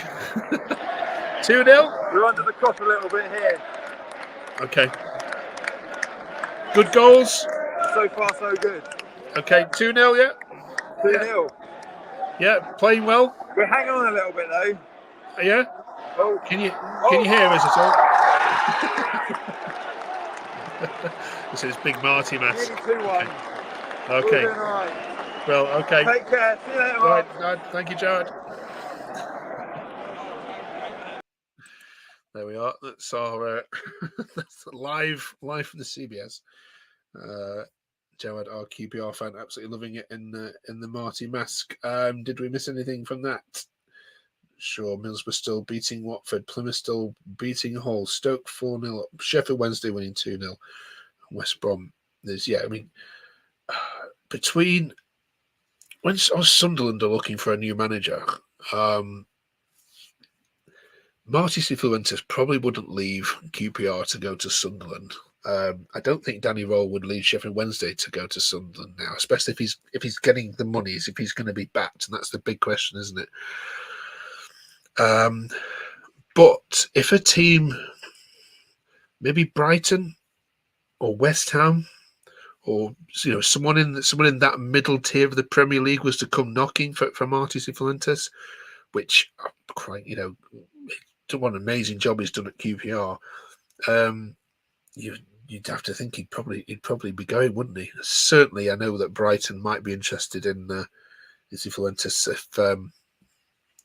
if their manager was to leave. But all those conversations for another day. We are live on Terrace Talk. We are counting down the final 40 minutes of the Championship season. It's been a long one. Started in August, back with Coventry versus Leicester on that Sunday, and we're now here with Birmingham or Blackburn about to be relegated. At the moment, it's Birmingham City who are heading down to League One. They've got 53 minutes on the clock, so they have got about 35 minutes to sort that out, 40 minutes or so to sort that out of regular time. If they were to score, they still wouldn't be safe because Blackburn are drawing at Leicester. They need Leicester to score. They need a goal themselves and Leicester to score, and then they will be safe. And it'll be Blackburn Rovers going down. Or they need an equaliser at Home Park, and then for Hull to score another one as well. So it's looking at the moment like we're going to be losing Birmingham City after all these years as well. Birmingham City's too big of a club to go down. Such a huge name, isn't it, to be in League One, and all the investment that's coming in as well. New American owners. They've got a brand new stadium coming 2030. The new training complex. The money they're going to pump in. And he has said it's going to continue, hasn't he? The new American owners, but it's a goal at Birmingham. They've scored. Birmingham City have scored. Oh my gosh, Blackburn fans, how are your nerves? Unbelievable. They are doing their job. Just as we say that, what a goal this could be in Birmingham's season. I'm just trying to confirm who it is. If you're watching it live, perhaps you can help. My goodness. This could happen. The miracle could happen. All they need now is for Leicester to score and Birmingham are safe. My goodness me. It's Sung Ho Park has scored in the 55th minute. And Birmingham City are now just a Leicester City goal away from survival. How are your nerves, Blackburn Rovers fans? What is going on at the King Power? It's still 0-0 at this moment in time. Blackburn hanging on, and literally now hanging on for dear life. My God. Sung Ho Park has scored for Birmingham, and Birmingham, Plymouth, and Sheffield Wednesday are all winning. Blackburn Rovers are drawing. It's still not enough. Birmingham is still going down, but what an effort from Birmingham City. There's only Leicester keeping them in this division at this moment, keeping them out of this division at this moment in time. What is the atmosphere going to be like at the King Power? Who knows? In the meantime, amongst that, Rotherham have taken the lead again against Cardiff. It's 3-2 now at the New York Stadium. And, oh, gosh, catch a breath. The Championship season just never fails, does it, to delight? Wow. What an atmosphere, of course, at Birmingham as well. That goal scored on 55 minutes. And now the attention turns to the King Power. What's happening at Leicester? Because now the table reads pretty grim for Blackburn Rovers. If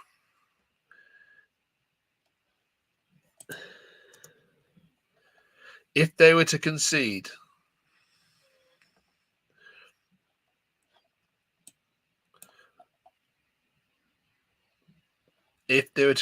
then they would be on 50 points, the same as Birmingham City. And then we're looking at goals scored. Oh my goodness me. This is absolutely crazy. Absolutely crazy season. Birmingham and Huddersfield down as it stands at the moment. Wow.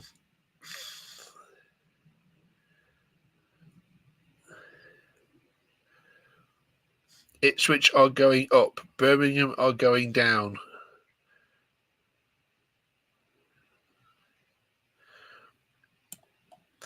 If Blackburn Rovers concede against Leicester City, they'll be going down and Birmingham will survive. What is happening at the King Power?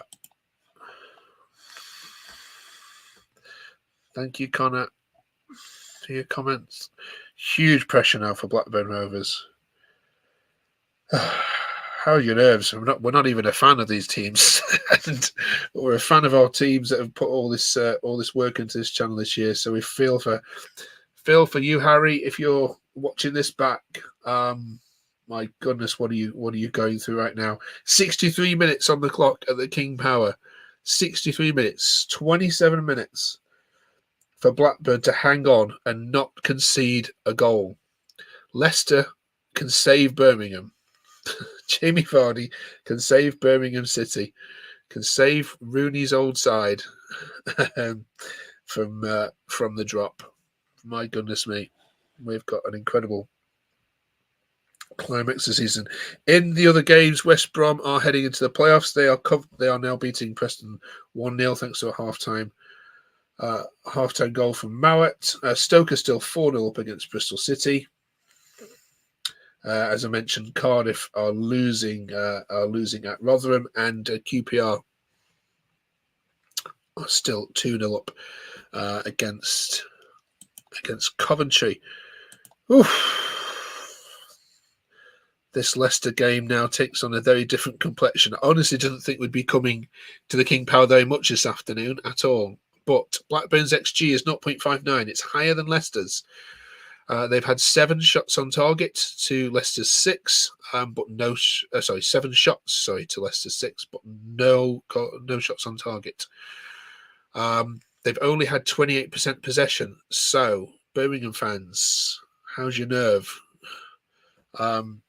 Sounds like Norwich have not turned up this afternoon at all. Birmingham lead Norwich. Plymouth lead Hull.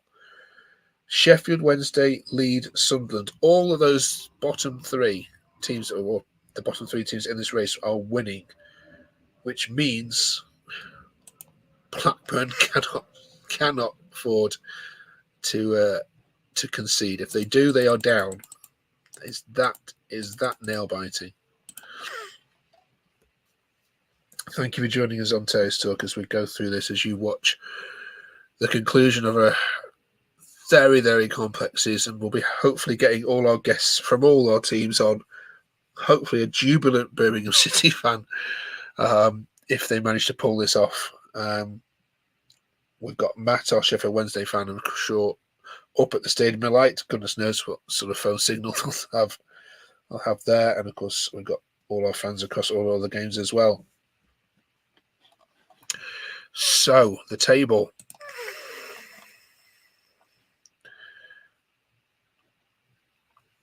Let's have a look at the table.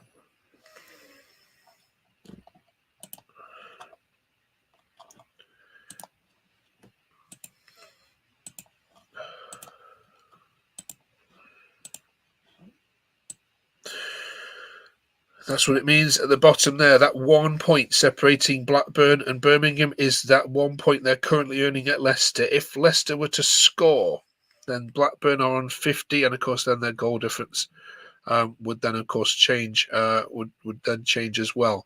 So Birmingham would then stay up at the other end of the table. It's pretty much all done. Leicester are champions. Ipswich will be promoted with them this afternoon following their 2-0, currently winning 2-0 against Huddersfield. Leeds are losing to Southampton. It doesn't mean anything at all given the context of what's going on at Ipswich, who are going to be starting their party shortly. And congratulations, of course, to them. Plymouth, Sheffield Wednesday are both winning, and at the moment cannot be caught by Birmingham, regardless of what their scoreline is at St Andrews. And we have got exactly 23 minutes or so of this season to go. Whew. Okay, in your comments, who's going down? Are Leicester going to do this? Are Leicester going to sign Blackburn's relegation? It's incredible to think that and Blackburn have scored. Blackburn have scored at the King Power. Have scored a goal that is going to relegate Birmingham City. Oh my goodness, this season can't get any more topsy-turvy. What a goal that is for Blackburn. And of course, Sammy Szmodics. Who else? Sammy Szmodics has scored for Blackburn, and that is going to be met at St Andrews with an unbelievable sigh of disbelief. Birmingham are doing their job. They're beating Norwich, but every single one of them teams that were in trouble at the start of the day are winning. So it's as you were. They can only hope and pray that either Leicester or Hull score 2 goals now. Because at the moment, nothing is enough, and Birmingham City are staring relegation in the face. Yeah, Connor, you're absolutely right. Birmingham cannot stay in the division. There's no team they can catch at this moment. Oh, Birmingham. You had the pressure on it. But what a goal for Blackburn. Sammy Szmodics. He's just added another 5 million to his price tag, hasn't he? Wow. Oh, breathe. I bet I can just imagine what's going on with our Blackburn fan Harry at the moment. Must be absolutely going ballistic. Blackburn lead Leicester 1-0 at the King Power, and that means that Birmingham are going down. It'll be League One for them next season, unless Hull can score 2 rapid goals. Unless Leicester can score 2 rapid goals. It looks as if we're going to be losing Birmingham City. Thank you for all your lovely comments. Thank you for joining us and watching this channel as we go through the last now 20 minutes of this season. We're celebrating Ipswich being promoted. Might be something happening at Swansea. Still 0-0. It's the only game at the moment which is now 0-0. because Millwall and Swansea have been safe for a couple of weeks now. But yeah, all our games have got goals in them now, except for that one. Birmingham lead 1-0. Coventry are losing 2-0 at home to QPR. Ipswich 2-0. Leeds are losing 2-1 at home. Leicester are now losing at home. Too much wine. Too much wine and beer this week for Leicester. Blackburn are now winning. Middlesbrough beat Watford. Plymouth are beating Hull. Rotherham are 4-2 up against Cardiff. Oh, Cardiff fans, so sorry. Stoke are 4-0 up against Bristol City. Sheffield Wednesday winning 2-0 against Sunderland.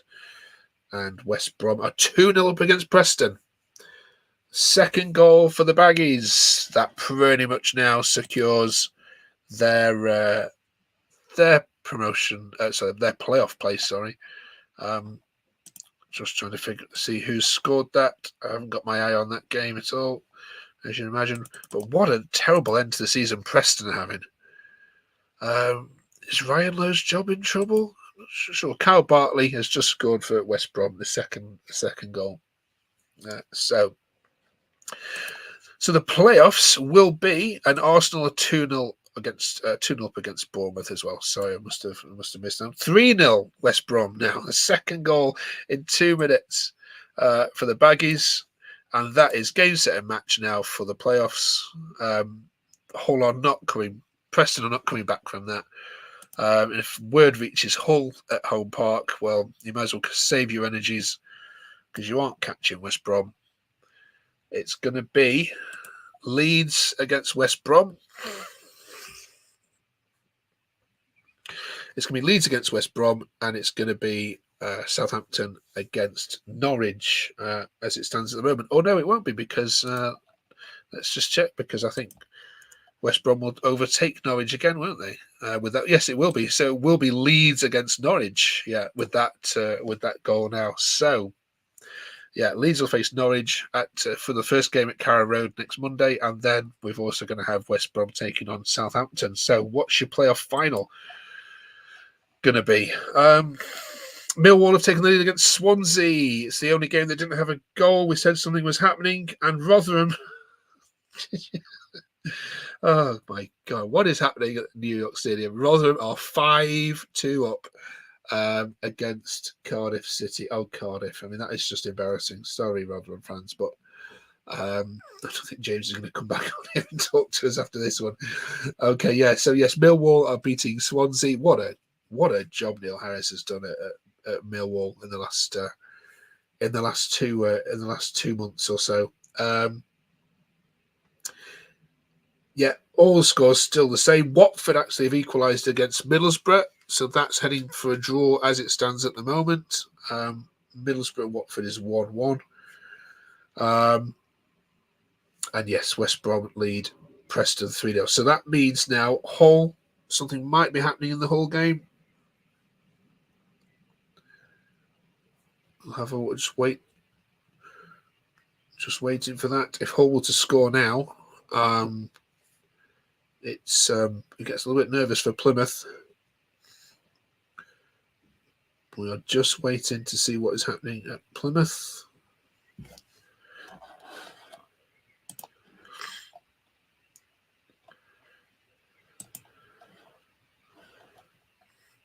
No, it's all died down.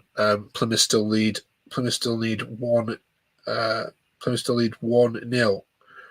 So, what is for Birmingham to do now? Well, they can only keep on doing what they're doing and just hope that Hull do something. They are having a good second half. Hull. They're having a lot more attacks. And thank you to Connor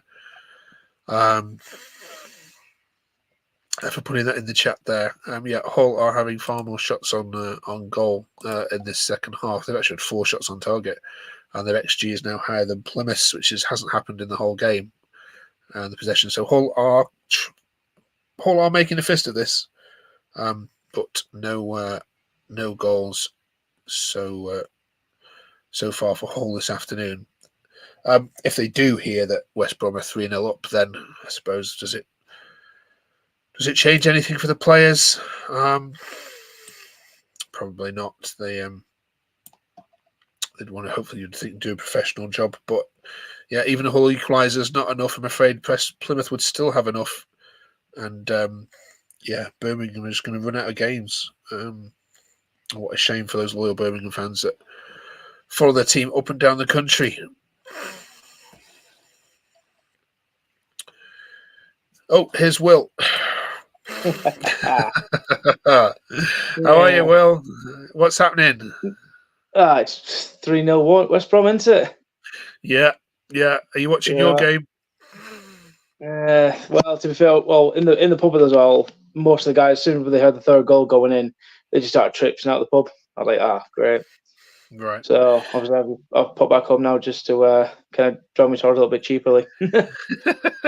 But you're Birmingham's only chance now for survival, because if you score 2 goals now, then they stay up.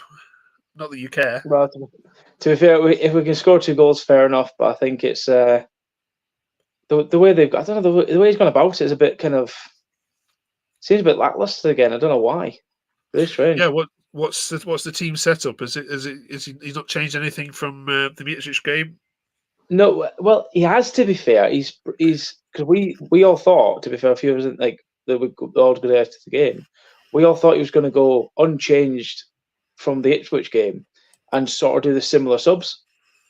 And I thought, okay, this will be quite handy. I'll look forward to that. And then all of a sudden he's like, oh, okay, starting Delap, fair enough. Tufan up front. I thought, fair enough, okay. I was like, seems should be okay, but going down 1-0 and not really. Yeah, we're knocking at the door a few times, but we need to actually, again, as I've said most of the season, be more clinical, get the goals early on, and then we do usually end up winning the game. Yeah, got it. Middlesbrough just scored against Watford. By the way, that's 2-1 now. I watched I saw the goal, the Plymouth goal. Some bad defending, wasn't it, for that header? Defending off the ground. Well, yeah, we have been, to be fair. It's a naivety in the defence. We do need somebody. As much as we got the Billy Sharp, who really didn't do much for us, we got him for up front. We've now got we need somebody in the back, really kind of shows up that side. We always had Andy Dawson for a bit. He was really good for us, and now we're kind of thinking, I think we need to go for a defender in the transfer window. Yeah. So disappointing first half overall, was it for you? If we went in 0-0, I would have been disappointed. I'd have gone, okay, have a word with them, come out, score the first goal, and we'll be happy, we'll be laughing. But losing that goal really late on, that's going to put a damper on it. Yeah. Okay. And I do know at least 20 people that travelled down yesterday and today at 2 o'clock in the morning. So hopefully they'll be not too disheartened. No, it's. I mean, this is a building season, isn't it, for you? So, I mean, you'll go again. It's just obviously you've got a few loans obviously to sort out, haven't you? But you'll be come back for this stronger. And to be honest, if you'd have had a couple more games, you might have caught them, hadn't you? But there's just those dodgy home results that you had against Stoke and others to back on. I think that's where you've lost it. I even still say that the Norwich game, first game of the season, we should have drawn. In the Leeds game that we drew at home, we should have won. So that put them 4 points on our tally, and we're already above them. So they were the first ones I've always looked back on and go, we should have had them games. Yeah. So it's one of them ones. But like you said, it's been a 5-year plan for Majoon. He's doing well with us. We've got 3 years left on his deal for saying we'll go up in 5 years. More than likely, build well this summer, then we should be looking at guaranteed playoffs, if not second spot, like what Ipswich are probably going to do. Yeah, brilliant. Because they can't fault what Ipswich done today. They've done phenomenal. Amazing, absolutely amazing. Yeah, hopefully we'll get live to the ground coverage with that. Hopefully, all right. Thanks. We'll come back on if for whole score. No worries. I'll be back on and off. Don't worry. Cheers, man. Thank you, Will. See you later, bye. Will is our Hull fan. Who's been watching it live in a pub in Hull, but has come home because West Brom have gone 3-0 up. Right, let's get a rundown then of what's been happening. Min Farshall, thank you very much. Birmingham down today is a great day. Yeah, I'm sure there's lots of Aston Villa fans at the moment, completely cheering on these results. All right, let's have a look then at the table and let's see how it is as it stands at the moment. with only 10 minutes of the season left to go. Ipswich being promoted, as we said, that was always bound to happen, leading 2-0 against Huddersfield with Wes Burns' goal this afternoon. Leeds will be playing Norwich in the playoff semi-final starting next week. Southampton will be playing West Brom. That's because despite Norwich losing, Hull City are also losing as well, and it would need a 5-goal turnaround for those two to be swapped, to certainly swap places. West Brom are 3-0 to the good, so we'll definitely finish in 5th place, regardless of what Hull do. If Norwich were to get 2 goals, then they would swap over with West Brom. Down at the bottom, Blackburn are winning 1-0 away at Leicester. For a time, it was a little bit nervous. Sheffield Wednesday are winning 2-0 away at the Stadium of Light against Sunderland. Plymouth, for the time being, are winning. 13 minutes to go in that match against Hull, and they have that crucial 3 points, which keeps them out of the bottom 3. If they were to concede, then it would be themselves then that would be heading. It would be them that would be heading down, because Birmingham are winning, so they are hoping for a Hull equaliser. Birmingham are beating Norwich at this moment in time. They've still got a good 15 minutes still to go in that game, so they are running 5 minutes behind. So that one's going to be a little bit nervous. But at the moment, Birmingham fans will be hoping for a Hull equaliser. What a crazy day in this crazy championship. It looked for a second that Blackburn might be relegated. Middlesbrough now beating Watford, as we've already mentioned. Rotherham are 5-2 up against Cardiff. There's always those dodgy results on the end of the season. This is this one, isn't it? Stoke are 4-0 up against Bristol City. 10 minutes of the season clocking down. What a season it's been. Please put in the comments who you think the manager of the month should be, apart from McKenna. Who would you say? They've been standout managers. For me, Danny Rowell's got to be in there. Marty Cifuentes at QPR as well. But yeah, let's hear it. Leeds. There's going to have to be an inquest about Leeds, isn't there, as well? Daniel Farke should be one of the managers of the year, but some of the football they've played has been phenomenal. But this last month has been appalling. And you worry for Leeds now, don't you? Going into the playoffs, they've got to go to Carrow Road, which isn't going to be easy, and then they've got to play at Ellen Road, where they've now just lost twice. So goodness me, could we see a Norwich West Brom final with Norwich and Ipswich being promoted? Who'd have thought that? Middlesbrough now 3 up. They're going to beat Watford, and they are quite comfortably going to be sitting behind Hull in 8th place. And yeah, I think Middlesbrough are going to have a great season next year.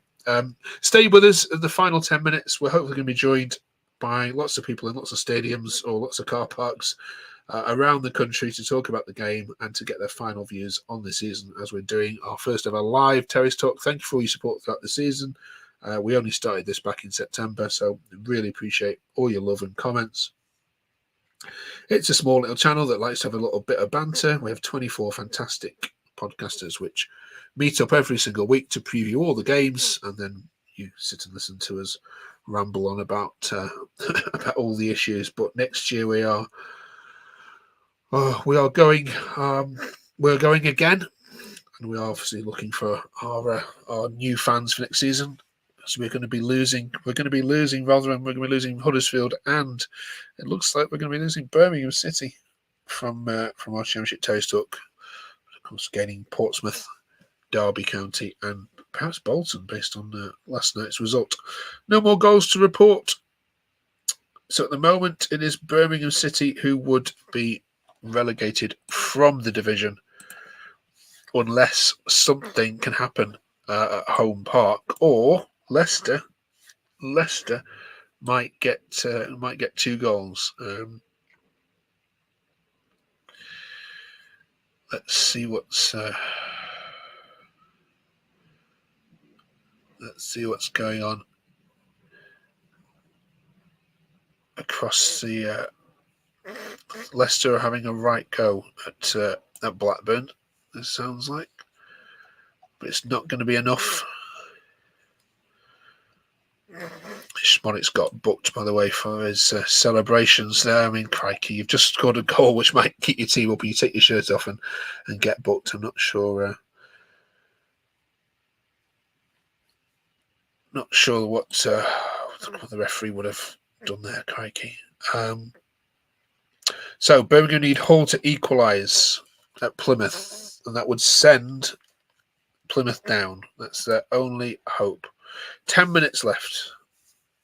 A Hull goal now would save Birmingham and send Plymouth crashing out. Let's see how they're getting on. Hull with more possession, 60%, XG of 0.45. That's the highest it's been in the match so far, compared to Plymouth's 0.42. 4 shots on target for Hull, 2 shots on target for Plymouth. So it's quite even. Plymouth are just making some substitutions. I mean, 1 goal in this match. Joe Edwards, the captain, of course. Captain fantastic, coming up with a goal. And then just before half-time, the 40th minute, to send Home Park into delirium. And it'll be Plymouth, which will be playing Championship football next season.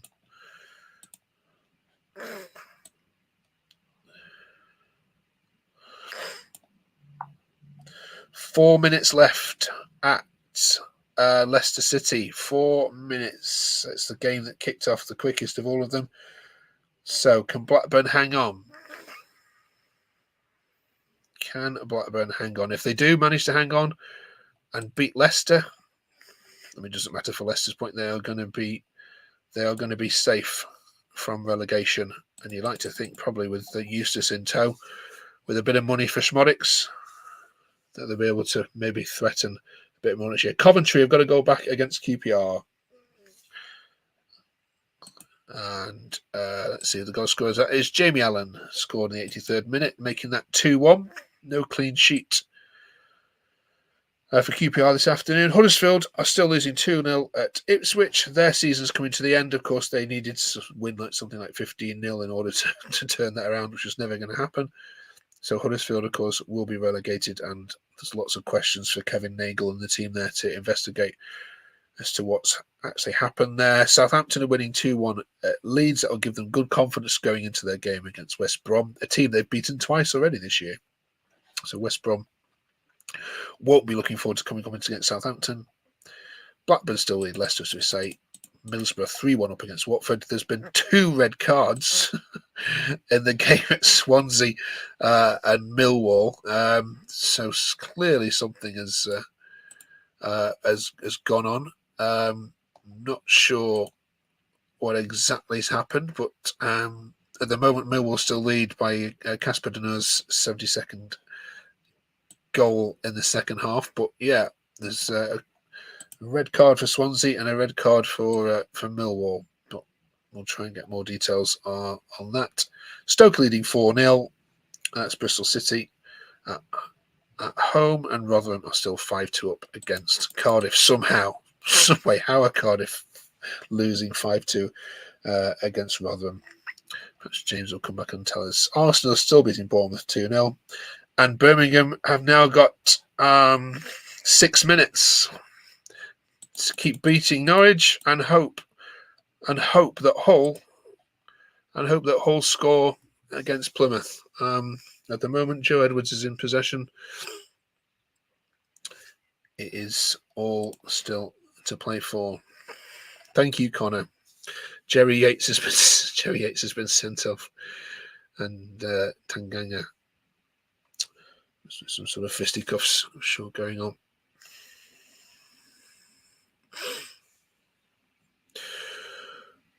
Right, we are going to be dissecting all of these games and all these 24 teams who are now heading into their rests, apart from the playoff teams. Birmingham can do nothing more than what they're doing. It's just going to be one game too short, isn't it? That Huddersfield game last week is going to have cost them. That was the game they had to win to shift the momentum and put Plymouth in the position of pressure. But a Hull goal will change everything. Only Hull can save Birmingham now. Alfie Jones is on the attack for Hull. Fizzles out to nothing. Joe Edwards is back in possession. Cleared. It's a Plymouth goal kick. And the clock reads 87 minutes at Home Park. Just 3 minutes of the regulation time for Plymouth to hang on. How are your nerves, Plymouth fans? It looks as if we're heading into extra time now at the King Power. There's only mere seconds to go, and it looks like, yeah, we've got 6 minutes of additional time at the King Power. The board has been held up. 6 minutes for Leicester to try and find an equaliser or 2 goals against Blackburn. That also would save Birmingham, but that's less likely. That is less likely to happen. Leicester would have to score twice for that to have any impact on the game. Blackburn just have to hang on. And then it's done.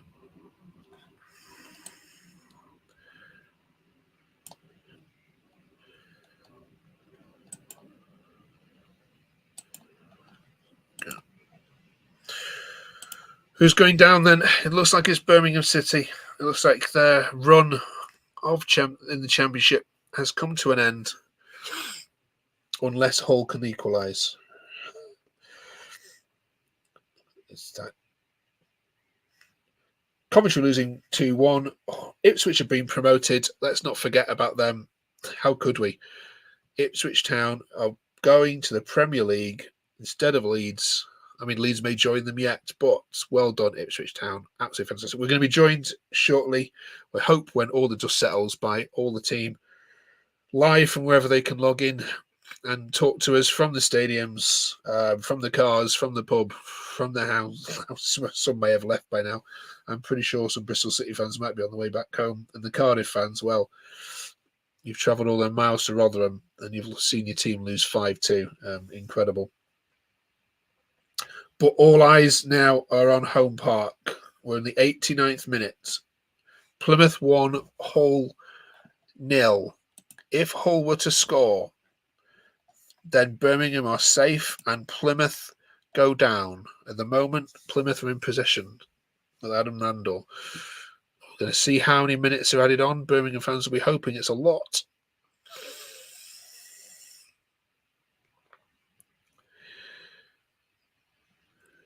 The clock ticks down. Nothing Birmingham can do. They're beating Norwich. Of course, a Norwich goal now would completely throw a spanner in the works.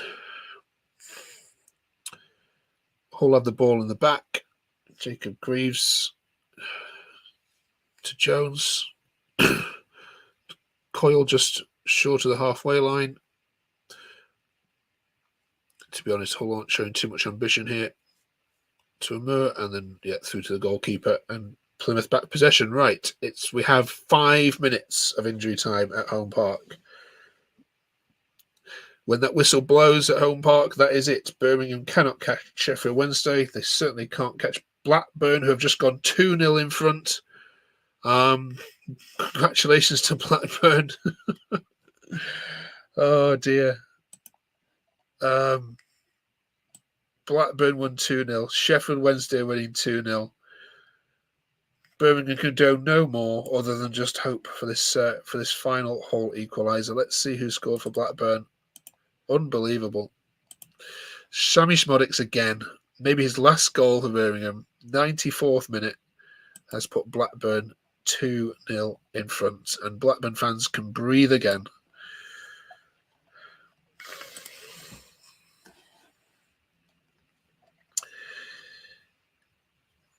Yep.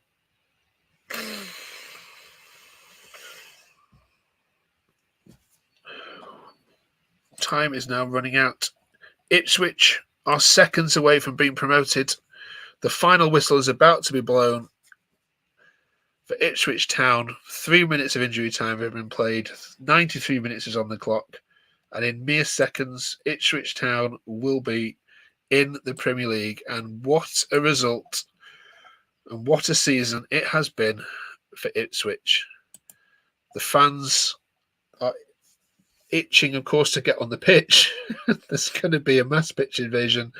The referee and the Huddersfield fans are going to want to get out of there. But Ipswich Town are going to be in the Premier League next season, and no one can fault them. No parachute payments whatsoever. They've played decent football. They've made some intelligent loan signings.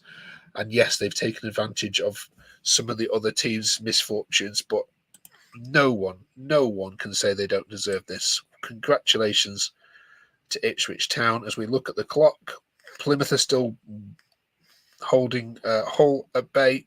1-0 there. And is that the final whistle at Ipswich? Yes, it is. Ipswich are promoted. Congratulations.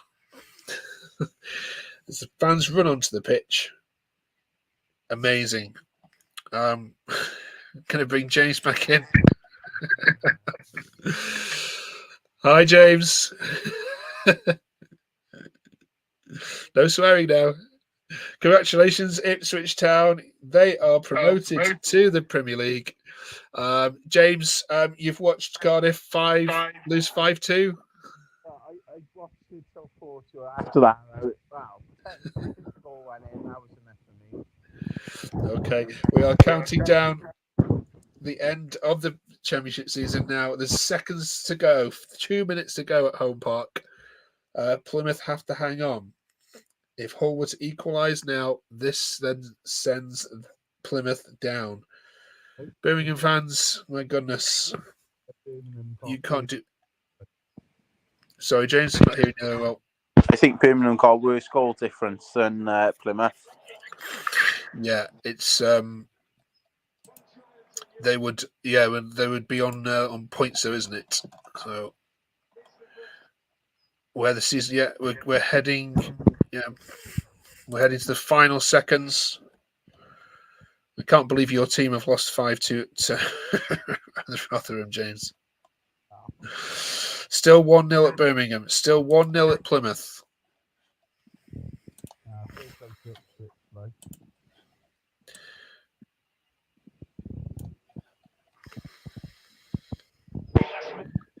Yeah, Plymouth would be on 49 if they concede now.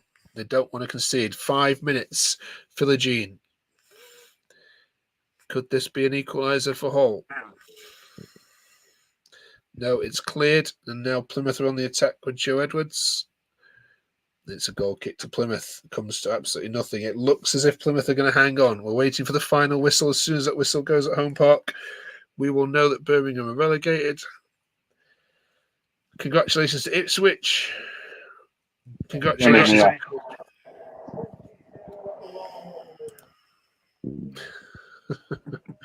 What a season this has been. 10 seconds left at Home Park. The 5 minutes is up. Fans are screaming for the referee to blow the whistle.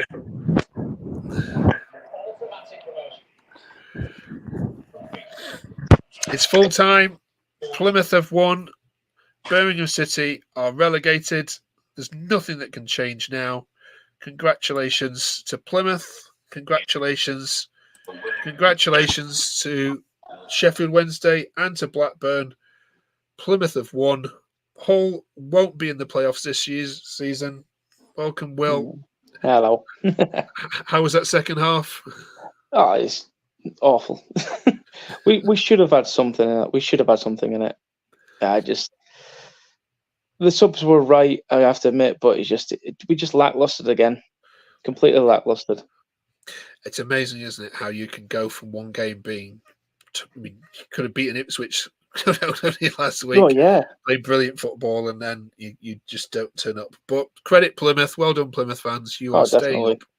Absolutely well deserved. And to be fair, that free kick at the end as well. I was close to also fumbling it and them getting a second. So...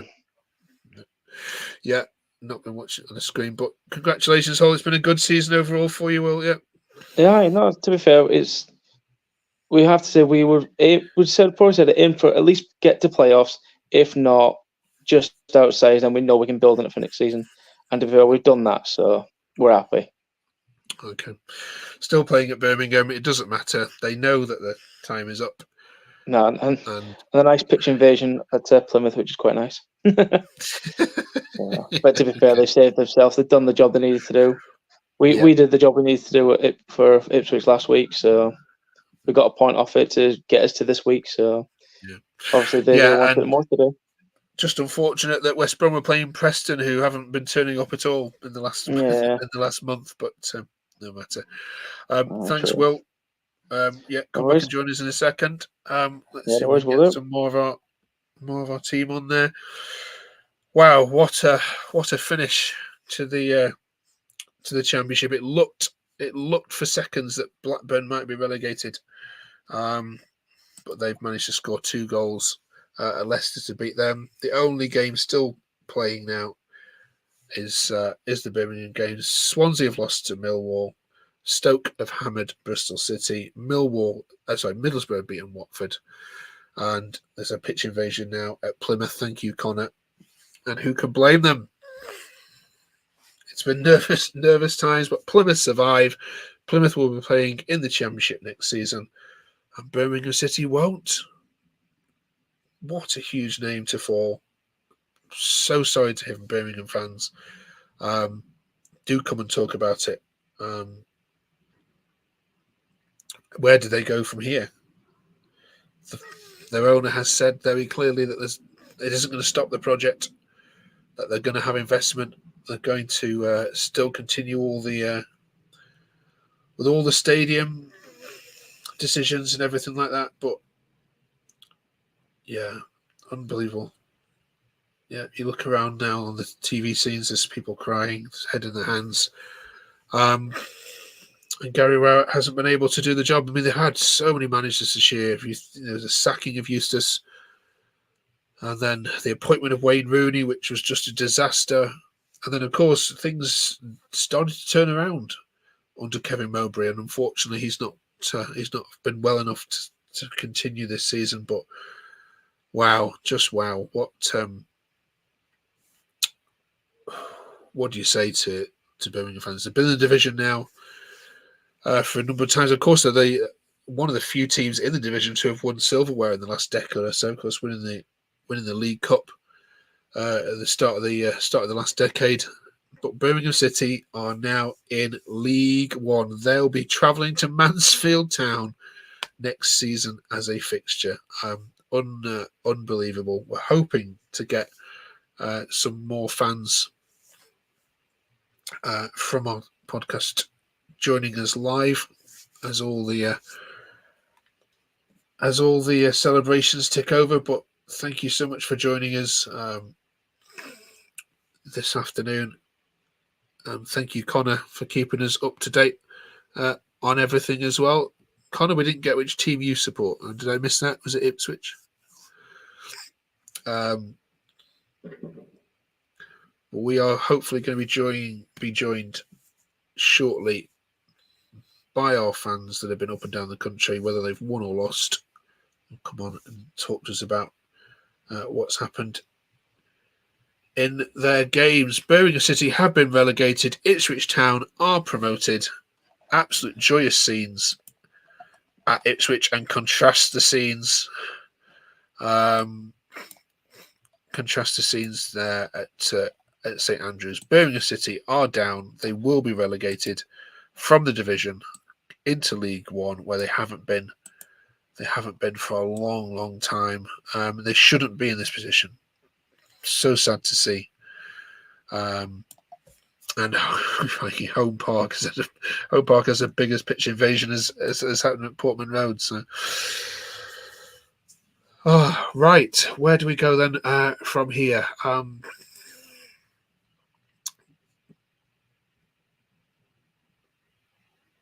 Put in the comments for us. We'll take a little short break. We'll put in the comments what's been your favourite part of this season. And what are you looking forward to about next season? I think we've got some fantastic derbies, haven't we? Next season, we've got the Sheffield Derby. We'll definitely have. We might even have Derby and Forest back in the Championship next season.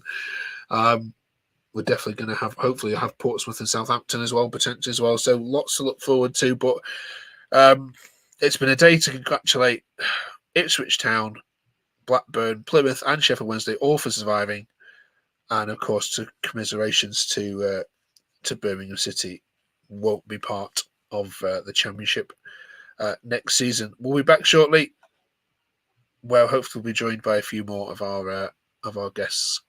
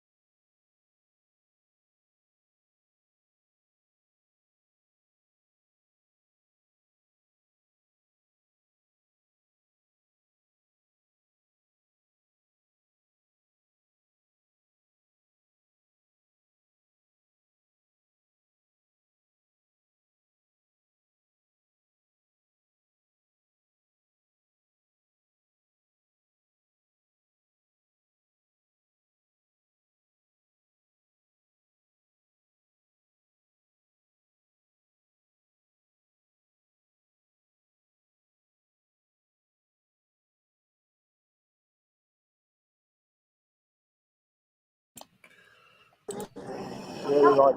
It's Plymouth were pointing at them. We've done it! We've done it! Harry, I don't know if you can hear me, can you?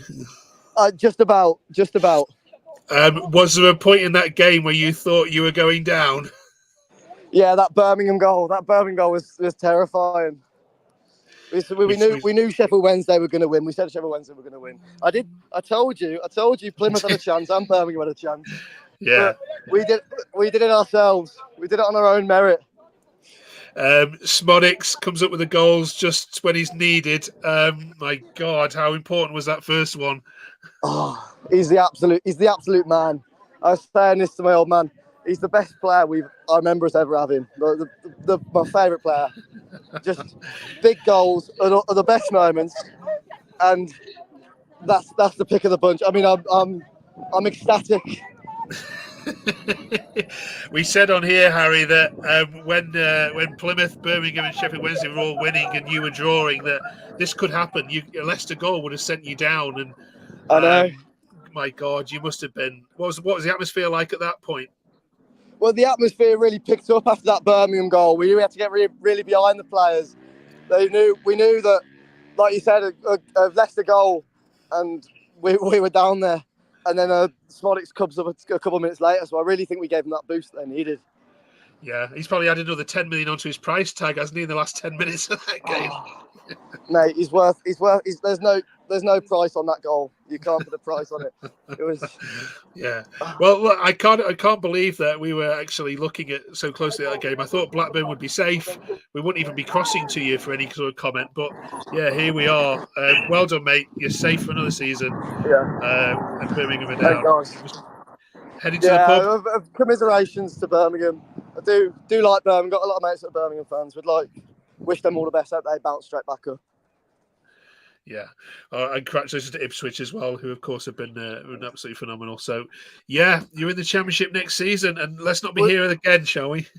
We'd also like to say we were sat next to John Eustace's mum, and she said that she'd seen the podcast, she'd heard what I was saying about Eustace when he first came in, and she gave me a big hug saying thank you for not being too harsh on him because he'd had a tough time, but I stuck with him. So John Eustace knows about this podcast, and that's pretty big, I think. Brilliant. Right, Harry, we'll let you go to the pub. Cheers, mate. Thank you, mate. See you later. Rock on. See you next season. Next season. Live from the King Power, our Blackburn Rovers reporter and podcaster, Harry. Yeah, just John Eustace was unfairly sacked from Birmingham, and you've got to wonder, haven't you, now with what's happened to Birmingham,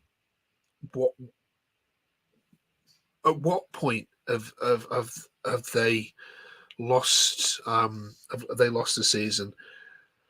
For me, that period where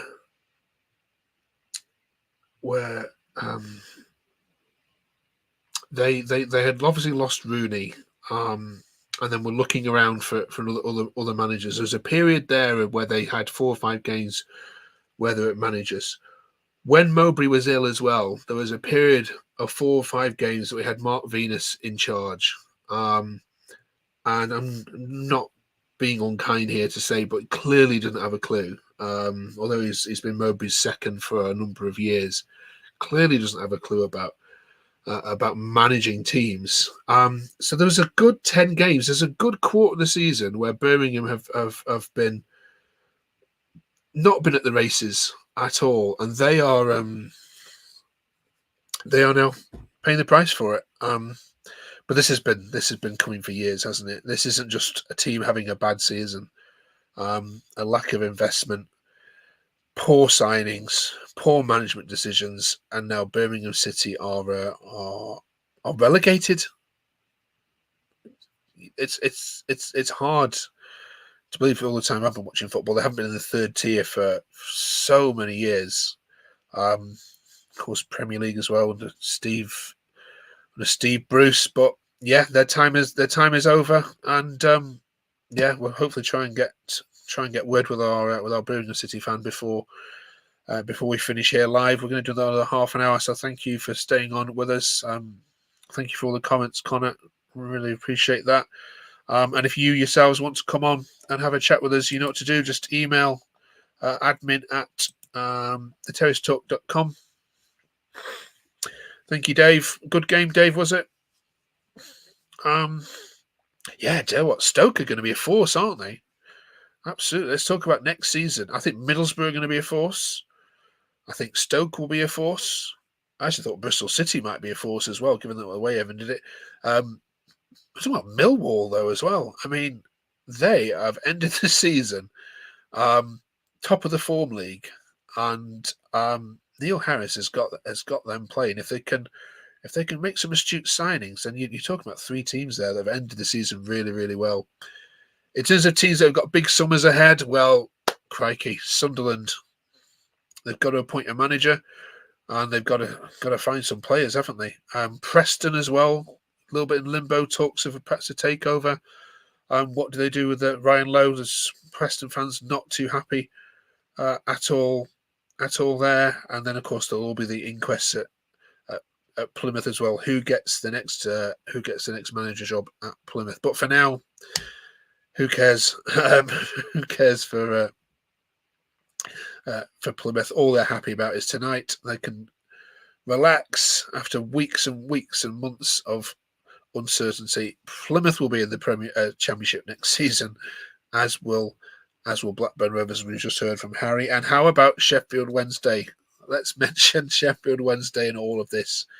Oh my goodness me, dead and buried in November, not a chance of staying up, and now looking at the final table, they have finished on 53 points. That is absolutely incredible. In fact, let's share the table as it stands. Leicester top on 97. Of course, they had the chance to get 100 points today had they not succumbed to Blackburn, but 97 points they finish on to their rightful champions. Ipswich Town promoted on 96 points. Incredible achievement, Kieran McKenna's side. They'll be playing United, Liverpool, and all the others next season. Leeds United have got 90 points and not been promoted. That's the first time that has ever happened in a championship season. The team has got 90 points and not gone up automatically. They could still go up, but they've got 2 games now against Norwich to prepare for, and then a final against Southampton or West Brom. Against Southampton, of course, which a team against they've lost against today. Then if we look further down, if we look further down the table, Hull missed out by 3 points, succumbing to a loss today against Plymouth, their first loss in 6 as well. Then comes Middlesbrough, who've had a very good, strong end to the season. Coventry have lost 5 of the last 6. Okay, Wembley in the FA Cup has certainly damaged their running. They were in chance for the playoffs. Then Preston, who had a brilliant start to the season, were actually leading the championship for most of the first early couple of months. Bristol City, who finished in 11th, which is more than their usual position in 12th, and Cardiff, who head off the rest of the top half of the table. Millwall finishing 13th. This was a team who only at the start of March were relegation troubles. Look at their form there: 5 wins from 5. Neil Harris, manager of the month. Absolute certainty. Swansea had a decent end to the season as well. Watford and Sunderland have been safe for about 2 months, so have been sort of treading water there, but both are looking for, obviously, managerial appointments and new players to come into both sides. Stoke have finished the season strongly.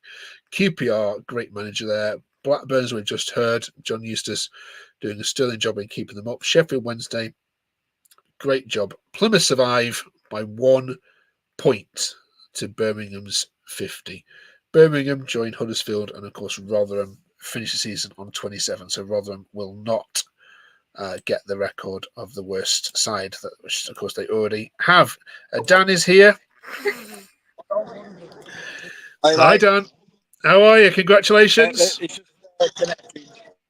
That's all right. Can you hear us? Hi, mate. Can you hear us okay? Yeah. All right. Congratulations. Yeah, You're in the playoffs. How was that? Yeah, how was that Thank game? you. Congratulations. But the atmosphere it was pretty brilliant all throughout the whole game. But yeah, it's just is it going to be heartbreak again though in the playoffs? Hopefully not. I've been here a couple of times now with the Albion. I haven't seen us do really well in the playoffs, really, apart from beating Wolves twice in the 1 year and then losing to Derby, I think it was, in the playoff final. Hopefully, it's not the same again. But yeah, so what happens, really? So what happens? It's Southampton now, don't you? Yeah, it's Southampton. Yeah. Would you prefer Leeds? But then you can only beat who's in front of you, to be honest. But yes, see what happens. To be fair, personally, I would have probably preferred Leeds, considering we've done well against them this season, getting the 4 points off them. But if it's Southampton, then so be it. Just see what happens on the day. Okay. How were Preston today? Really bad, or were you really good?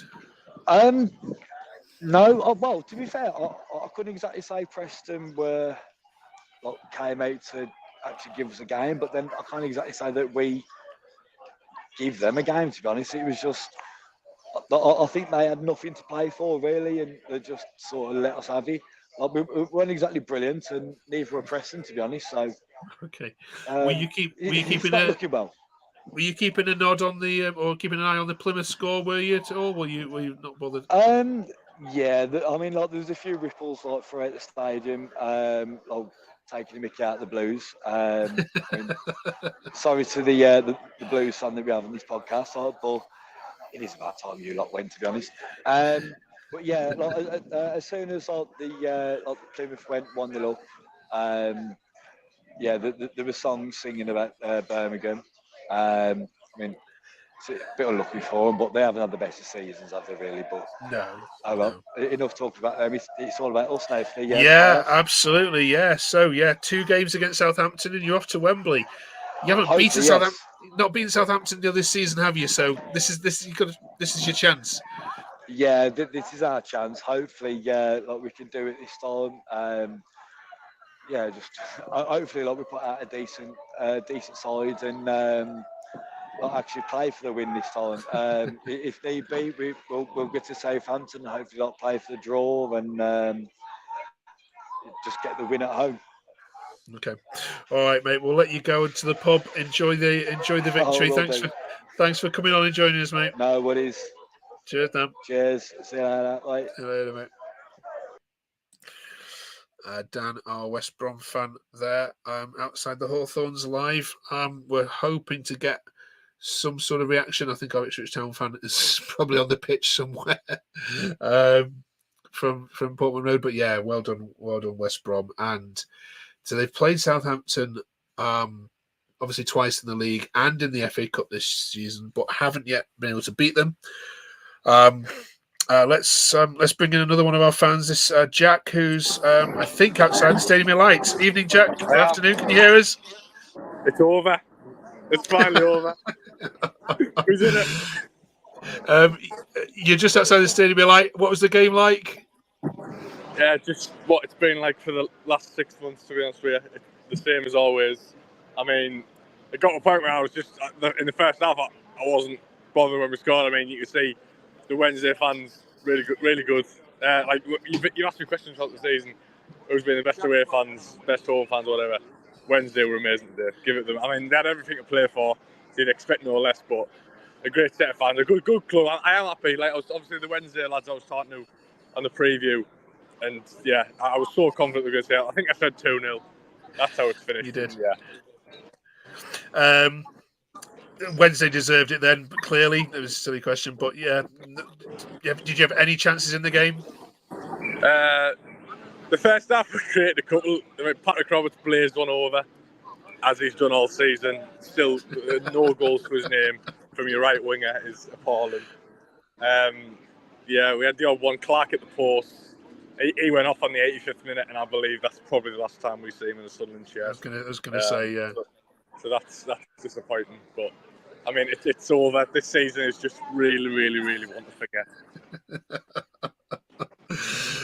Well, we appreciate you coming on here, mate. Any more manager news? Rumours in the stands? Well, at the end, obviously the Wednesday fans were cheering, all the players went off, and it was just Danny Rowell in the box, cheering the Wednesday fans. And as he came off, all the Sunderland fans who were left in the stadium applauded him off.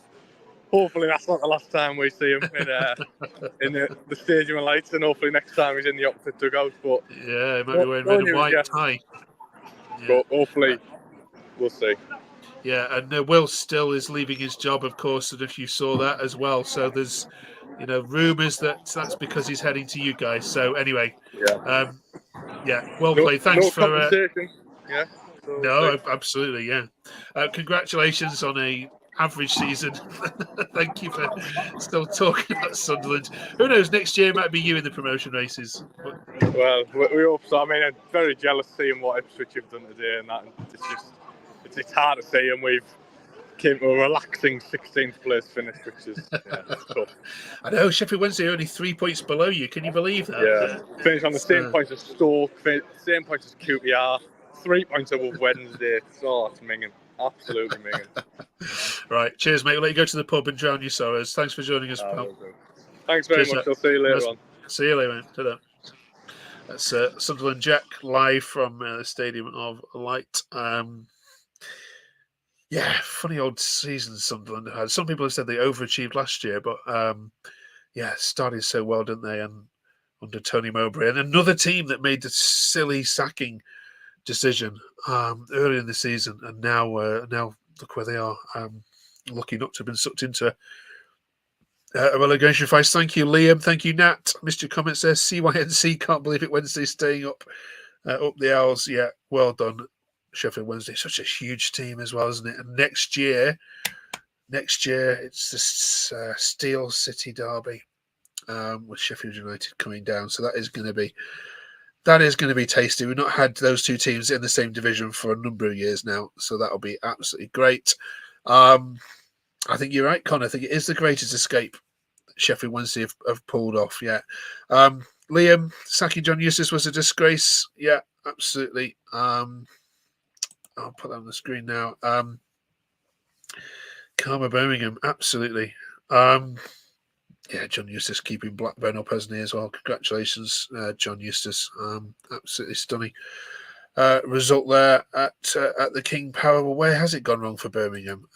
Congratulations, Sheffield Wednesday and Ipswich, and to Plymouth as well, who have had a really strong finish. So we're asking you then, as this season ends, for your nominations for manager and player of the season. I don't want to hear any talk about Somerville.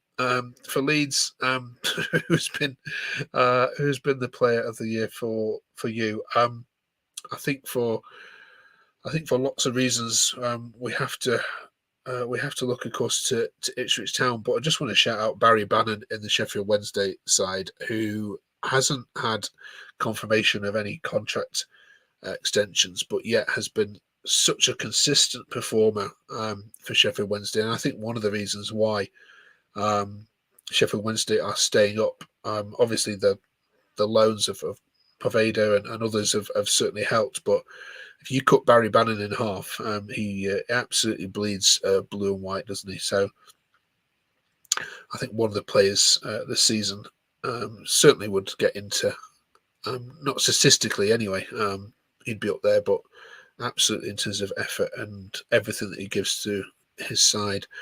But yeah, who's been your manager and players this season? We'll try and be getting some more of our team in shortly. I'm just going to remind them all.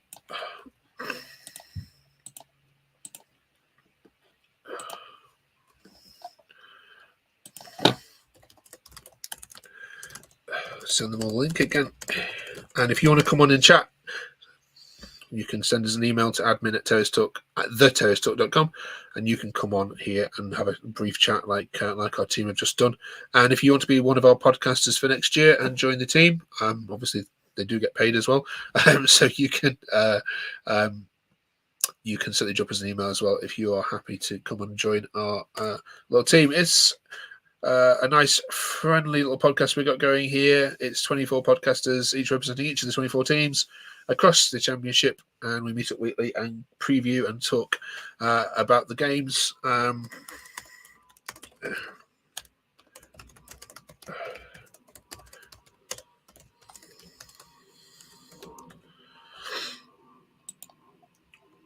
So what else have we got? So the playoffs were decided, and we now know that on the following week, we have now got Norwich against Leeds, which will be next Sunday at 12 o'clock. Then we've got West Brom against Southampton on the same day at 2:15. So that's next Sunday, the semi-finals for the promotion places. Then the home advantage game. Leeds get the night game at Ellen Road on Thursday night. So it's not this Thursday, it's the following Thursday. Leeds against Norwich. Then the Friday night, Southampton play West Brom at St Mary's Friday night under the lights. And of course, then the playoff final, worth £150 million, something like that, in revenue to the winners, will be played on Sunday, the 26th of May. And of course, we'll be going live and covering that for this channel as well. So let's do some predictions for that one. I can see Norwich beating Leeds at home, given how Leeds have been. And I can see perhaps West Brom, Southampton being a draw. And then it's all down to those final ones, isn't it? Okay. I think we'll go with... Your head would say it would be a Leeds-Southampton final, wouldn't it? But I think Norwich are going to have a say in this. Even Dan, our West Brom fan, said he's not quite sure about West Brom. So could we? But it'd be great to see Norwich and Ipswich go up together, wouldn't it? That would be that would certainly make the Premier League a lot more colourful, anyway. And then who have we got coming down from the Premier League? We've got confirmed as Sheffield United. It looks as if Luton probably are going to join them. So we've got Luton Watford as a derby as well, and then potentially Burnley as well coming down as well, which from old Blackburn will like. So there's going to be so many derbies, isn't there, in the Championship next season? We'll have Southampton and Portsmouth potentially. We'll have Derby and Forest potentially. Burnley and Blackburn. The Sheffield derby, the South Wales derby. Which ones have we missed there? What else will we have? Sheffield derby. We'll still have Middlesbrough and Sunderland, of course, as well, and all the Midlands ones. So there's going to be it's going to be a nice tasty set of derbies to look forward to in the Championship next year. But congratulations to Plymouth, congratulations to Sheffield Wednesday, congratulations to Blackburn Rovers, all staying up in the division next season. They'll all be playing each other, and also playing, of course, Portsmouth and Derby and one other to join them. That other game in the playoffs is kicking off, I think, today, isn't it? Oxford and Peterborough. Of course, Bolton beating Barnsley last night 3-1 puts them in good stead, ready for their final. So this Championship next year is going to be so hard to predict. I think this year people were quite obvious. It's quite obvious, I think, that the three coming down in Leeds, Southampton, and Leicester were all going to be up there. And as it's turned out to be the case, there's only really Ipswich that's kind of thrown a spanner in that plan. But I'm not sure that the three coming down this year are going to have the dominance that Leicester, Leeds, and Southampton have. I can't see Sheffield United, Burnley, or Luton throw the same kind of weight. I don't think the gap is going to be as big as evidence it is next year. So I think next year the Championship is going to, certainly the top of it anyway, is going to be incredibly competitive. And if Middlesbrough and perhaps even Coventry can just spend right, they're going to be right in there, aren't they? Plus the three that don't go up. So yeah, we're already excited for August. But it won't happen with Birmingham City. They have been relegated. If you've missed all the results, they did beat Norwich 1-0 with Pack's goal in the first half. Was it? Yeah, in the first half. But they have failed to stay up because of results going against them other ways. Plymouth beat Hull 1-0 thanks to their captain Fantastic scoring a goal just before half time, which sent Home Park into raptures. And of course, Sheffield Wednesday beat Sunderland 2-0, as we've just been hearing from our Sunderland fan Jack.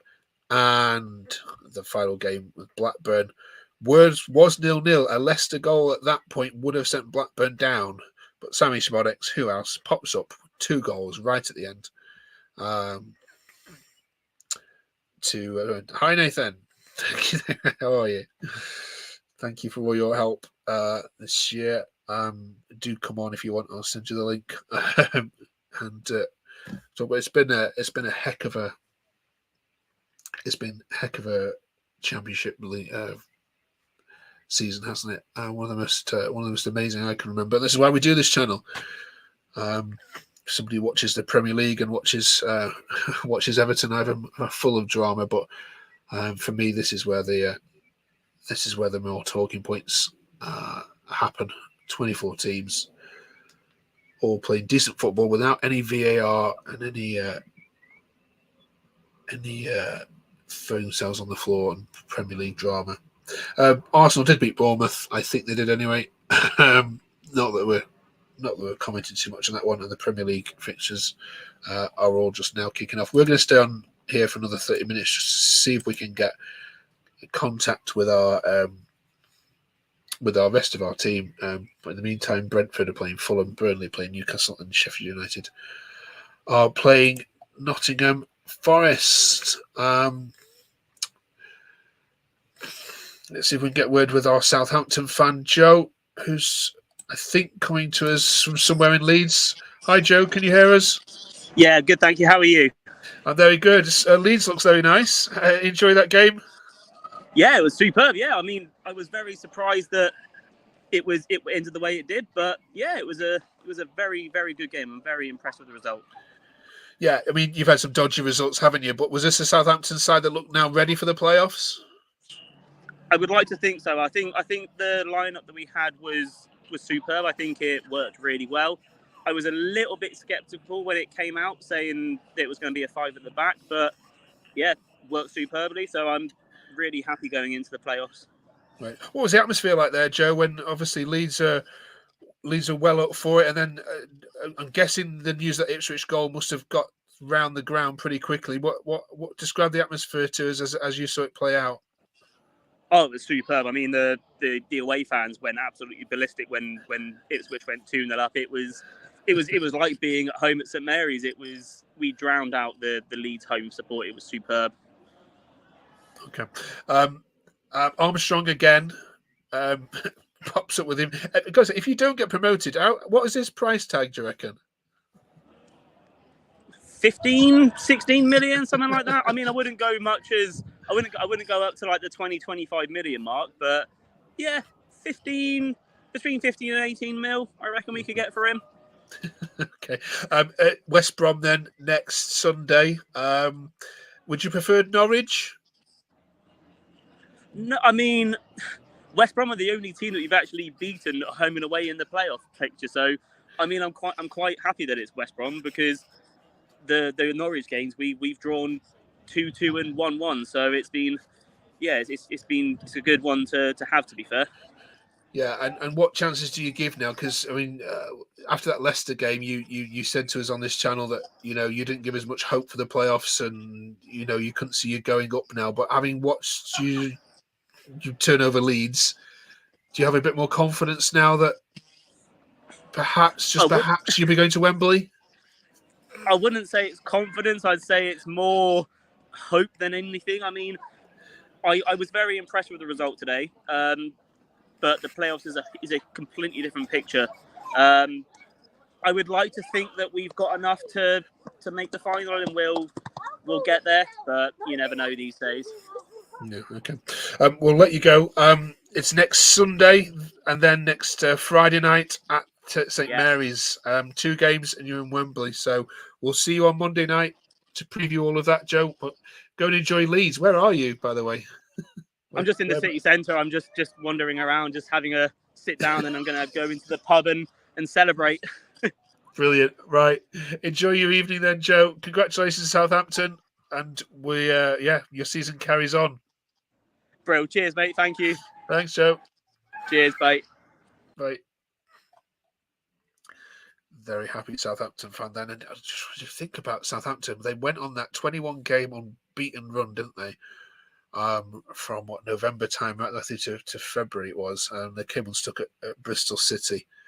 And from that point onwards, it really has been up and down. And it looked as if, even about a month ago, that they could crash into that automatic playoffs. But bad result after bad result has followed. And Russell Martin has done a sterling job there. But at times they have looked vulnerable. They love the possession-based football, but if you can hang on in games against Southampton, then you certainly have got a chance. Right, we are still hoping that our Ipswich fan can get through to us, whether he's live on the pitch or in the pub. We're also hopefully going to talk to our Sheffield Wednesday and Birmingham City fans and hope that they can come on and share it with us. But thank you all for joining us. You see, we've been going now a good number of hours talking about this amazing league. We're really, really happy that we can share this channel with us. And thank you for anyone who's follows us. If you don't, please do so. It's always great to pick up a couple of extra subscribers. Our channel has 24 amazing podcasters, as you've just heard, which travel the country for us and then meet back up on a Monday night to tell us all about the games and then sit and talk to their rival fan for the following game, which is always interesting. Oh, here's trouble. It's our Sheffield Wednesday fan, Andrew. Good evening or good afternoon. Let's see if he's there. Say it. How long ago did I say it? What did I say? Everyone's laughing at me. Where are they now? Plymouth, you're so lucky, Craig. Your lot squirmed out of trouble there at the end. You were teasing us, saying we were in the mud and we'd had it. We were going down, definitely. We are not down. We will see you next season, sunshine. And that's when you will be going down. Andrew, congratulations. Sheffield Wednesday are safe. Wow. How's that feel? Well, I've never any doubt, as you know, throughout the whole season. Obviously, it's nice to get it done and dusted right at the end. And the most important thing was to be out of the bottom three when it mattered most, which was right at the end. But I always had faith in this manager. He has to stay, obviously, in charge of us. You know, Mr. Chancery better deliver when he have their meeting next week or so. We do not want to lose this guy. This guy is the future of Sheffield Wednesday.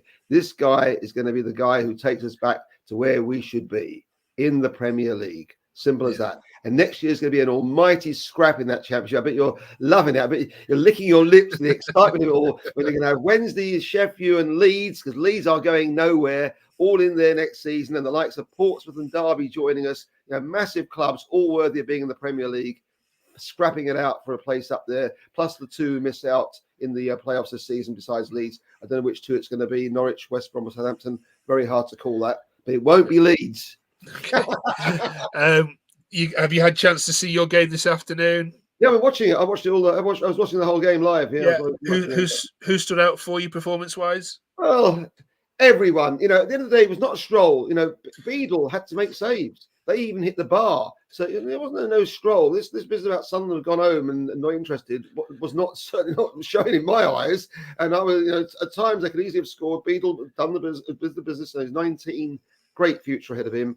The whole team worked. You know, Barry Bannon, as ever, pulling those strings in midfield. Every time we got the ball, we felt comfortable. You know, he made. You know, I think he made one bad mistake, one back pass which went astray, which almost set them up in the first half at one stage. But otherwise, everything else he was doing was quality. Then he made the first goal for Palmer, so making the two most capped players, the two that sort of combined to put us ahead 1-0, and then Windass finishing it off to make it, you know, feel much happier and more comfortable with the 2-0 lead. Your man Jack was right. He got the score spot on. We went 2-1. We were being a bit generous, but that shot which hit the bar had been like an inch lower down, then they would have got their goal, no doubt about it. But no, that will do. Thank you very much. Well, we can give you some time off now for good behaviour, Andrew. Just talking about Wednesday. But I tell you what, I mean, can you think of another team that has pulled off a greater escape than this? No, definitely not. No team has been 12 points behind from the fourth bottom team and be that far behind. That's why they wrote us off. Trust me, tune in. Radio 5 Live, 606 phone in. Messrs Sutton and Savage are going to be getting it from me. They better let me on there. Last week, they ridiculed my pal who got on there, a guy called Scott, a Wednesday fan, got on there, and Sutton tried to wind him up by saying, you didn't think in your dreams that Wednesday were going to stay up when I was saying they were going to go down, and when he replied, well, I wasn't certain, he said, I feel a Pinocchio coming on here. He was calling him Pinocchio. He won't be calling me Pinocchio because he'll know full well what I said to them on the 2nd of December. When I was on that phone, I said, I will be back. You watch. Okay.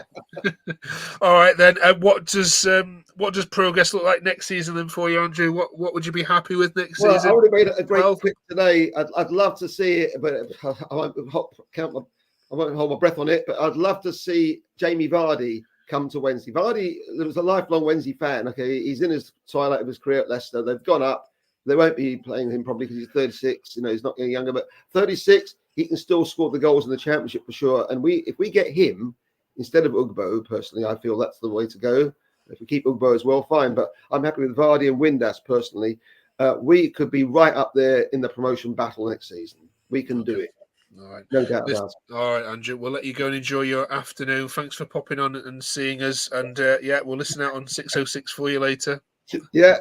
Get in there, and well done, Everton. Everton, you'll be safe. You'll be all right still. Oh yeah, we've sent Luton down for you. You can batter them next year. They're awful. You missed that program last night, didn't you? On London Live. And I don't know where you live. If you live in the London area, it was Everton, the Howard years about how Kendall. Right. It'll be on again anyway. It was very good. Very good. Okay. All right. Right. Cheers, Andrew. Have a good afternoon. All the best. Thank you. Bye now. Bye. It's Andrew Evans-Oza, who is one of our regular Sheffield Wednesday fans on our regular podcasts. If you're just joining us, we are going through now and wrapping up this amazing championship season and going through what may happen next season. We're also hoping to be joined by a few of our other podcasters from the other teams. We're hoping to get hold of Ian, our Ipswich Town fan, to pass on obviously our celebrations. If not, then we will do that, of course, on our shows this week. So what we've got coming up then on Terrace Talk, of course, is obviously our previews for the Championship playoffs, which start next Sunday. Norwich against Leeds, West Brom against Southampton. One of those teams will be joining us, joining Ipswich and Leicester in the Championship next season. One of the teams that could feature in promotion discussions next year is Stoke City, and I think we can go live to Stoke-on-Trent and join Liam. Good evening, Liam. Evening. Good afternoon, even. How are you? I'm all right. Thanks for coming on. No problem. 4-0, yeah. Could have been 7. Really? Yeah, hit the bar twice. Really played well. We commented that your XG was something like 1.21 at the end of the first half or something ridiculous like that. It was just madness. Does this bode well for next season then? It must do. Does it give you confidence? I think so. I mean, the past few weeks, I think, have shown that Schumacher does know what he's doing, which is what we struggled with when he first came.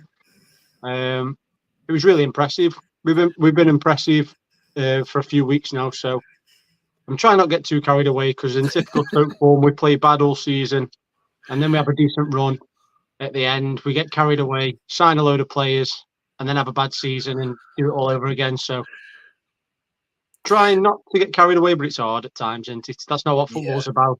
Yeah, but you seem to have got that togetherness back. You know, the club has been a bit fractured, hasn't it, this year, with certainly under Neil and then, of course, with some of the performances. But it seems like since that Plymouth result, anyway, that the fans are kind of really buying in a lot more to Schumacher and the efforts. I mean, you're going to be financially backed, of course, again, aren't you? So,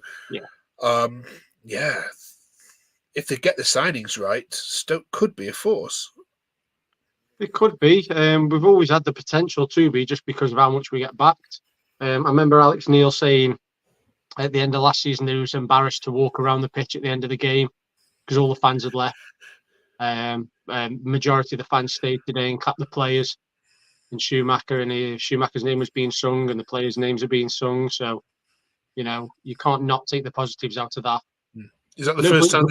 Is that the first time they've sung his name? No, there was smatterings of it, but it's been growing and growing, I'd say. Especially at home. I think he gets it a lot more away. You know, you do get your more hardcore contingent of fans away, generally, who buy into it. But yeah, at home, it's been getting more and more. So, okay, yeah, it's probably the loudest it's been today. Yeah, standout players today then. Who's impressed? Everyone? Yeah, everyone really. Everyone. Manhoof, Bajer and Ho, Tyrese Campbell as a front three is really dangerous. We think Tyrese Campbell's gone already, as I've said before. He gave us a bit of a wave as he got subbed off. Right. But they all played well, to be honest. Even when the subs come on, a couple of young lads, Mama CDB's son came on, which makes everybody feel old. It does, doesn't it? God. Yeah. So no, they all played well, to be fair. Okay. I don't know how much. I don't watch Bristol City week in, week out. I don't know how much they are on the beach or not. They started the game well. You know, they had a goal disallowed potentially wrongfully for offside. I couldn't tell from the stands. Yeah, we had a Stoke fan, Dave, and if you're still there, who said it wasn't offside, but obviously we've got it. Didn't look it at the time. Right. Yeah. Good. Right. Well, thanks for coming back on with us. How do you feel about Birmingham going down? I don't like Birmingham in the sense that they always seem to do well against us. I've got nothing personal gripe against them. I'm just happy to see Rowett go down. Yeah, that's from a personal point of view. He lives rent free in my head, and I'm never going to let it go. He spent 60 million quid and failed. So, yeah, but I think they'll come. They've got positive times ahead if you look at their ownership and stuff. So it might be a bit of a reset that they could do with. Yeah, I thought they had a good squad, to be fair. Yeah, it's not the worst, is it? You listen to Adam on here week in, week out, and he tells us different. Right? Everyone else seems to think they've got a good squad, don't they? True, yeah. And congratulations to Ipswich as well. You're happy. I'm sure you're happy to see. Absolutely unbelievable achievement, isn't it? Yeah, great. Right, we'll let you go and have some tea. And we'll probably catch you for the Stoke review in a couple of weeks, won't we? Cheers, Liam. Yeah. Thanks for popping in. Cheers. Nice one, fella. Thank you. Bye.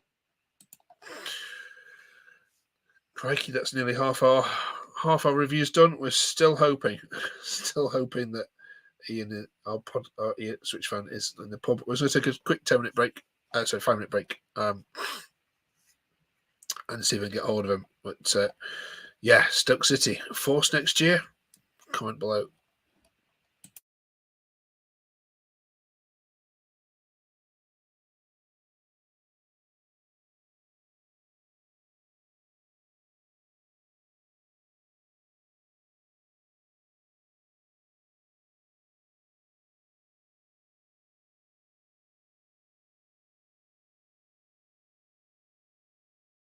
I've got my pipe next to you on set. Don't put any up the top, man. Hiya, Mark. Right? Hiya, James. How are you? Well, after the performance, not so great, but as you can see, sun shining in the beer garden afterwards, so all's good now. What happened with the red cards? Sorry? What happened with the red card incident? Hang on. There. Sorry, say that again. What happened with the red cards incidents? Oh, well, in true Jerry Yates fashion, goes to throw a punch and completely missed. But about sums up this season. You can't fault this passion, but typical Jerry Yates goes to swing for a punch and misses it. It was probably the highlight of the game. I mean, it was a typical on the beach performance. Both sides had nothing to play for. So, yeah, I'm just glad to see the back of the season, if I'm honest a bit. Yeah, I mean, it's not been one to remember, has it? But do you feel confidence with Luke Williams going forward then now? I think so, yeah. I think there was a lot of positives in the last games that we can take into next season. I think the squad needs a lot of surgery. A lot of the low knees are going back, but I think he is the man to take us forward. So, yeah, I'm quite happy with him to take us into the next season. Yeah. How did Ronaldo do today? Didn't have his best game today. There was a couple of times where he managed to get down the right-hand side, but again, similar thing with Ronaldo at the moment. End product is still a little bit raw, but I'm pretty certain, give him a pre-season with us, I think he'll come good next year. Okay.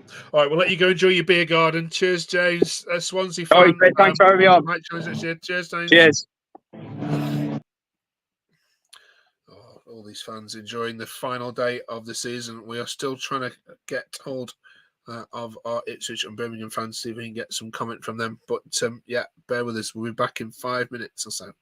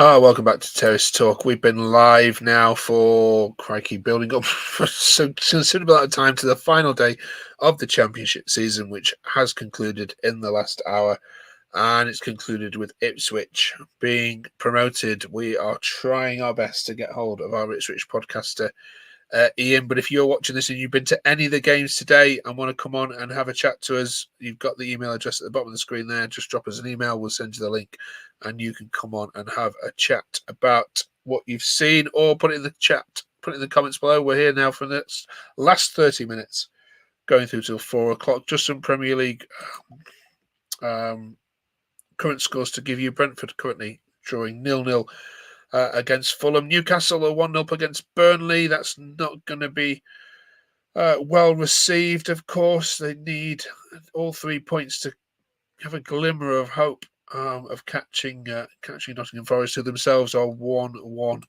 against Sheffield United. Sheffield Wednesday, of course, already looking forward to that game. Those two derbies next season. They have stayed up by beating Sunderland 2-0 at the Stadium of Light, as we heard from our Sheffield Wednesday fan there, Andrew. Absolutely delighted. The greatest escape of all time to finish on 53 points, dead and buried in December.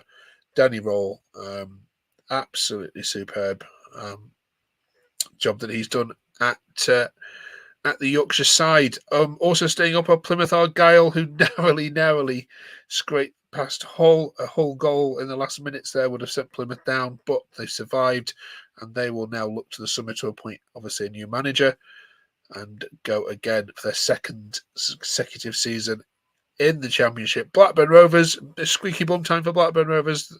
At one point, it was 0-0 in their game against Leicester away at the King Power.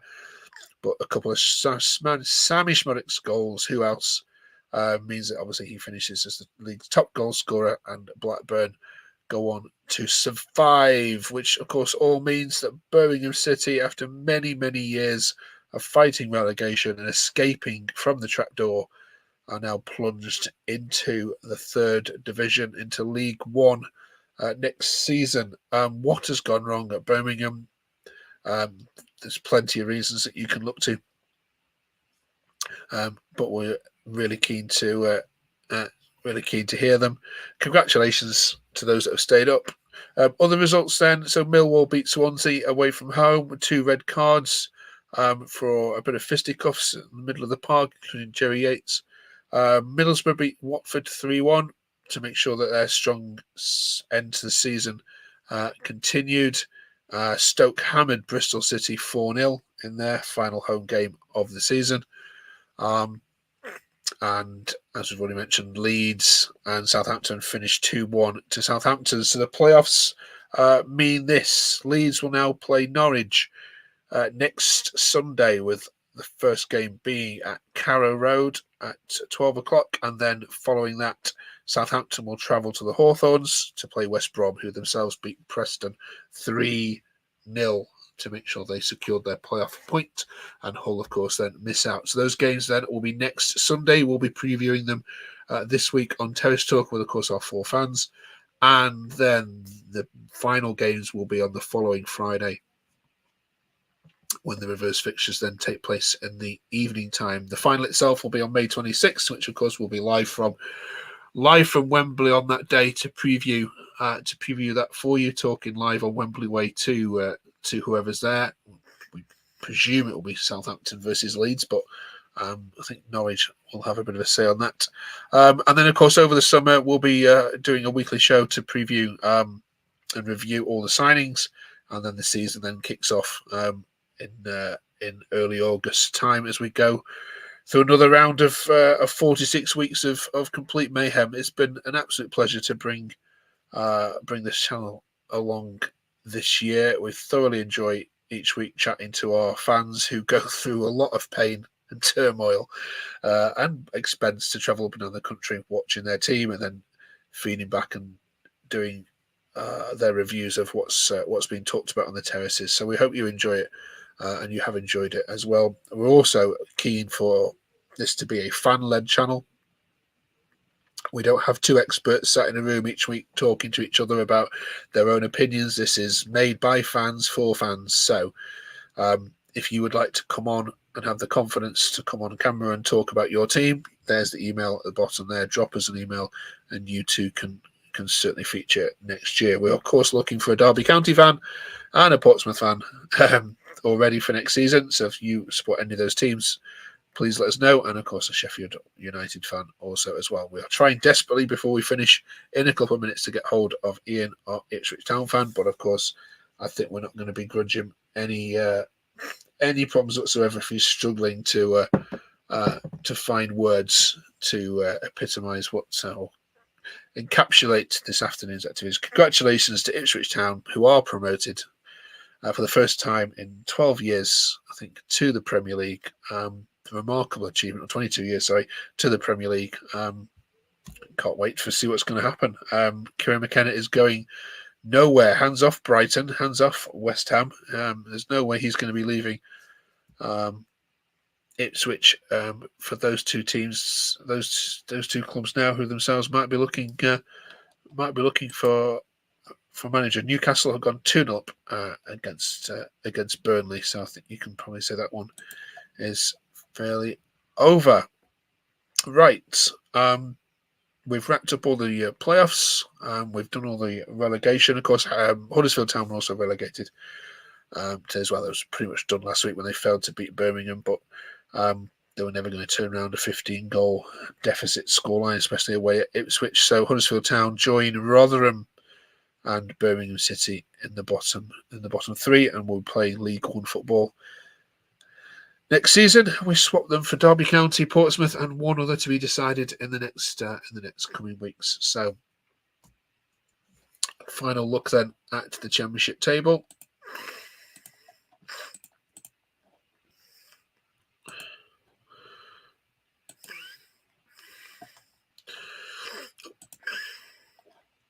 Leicester top, 97 points and champions. Ipswich 96, deserved runners-up.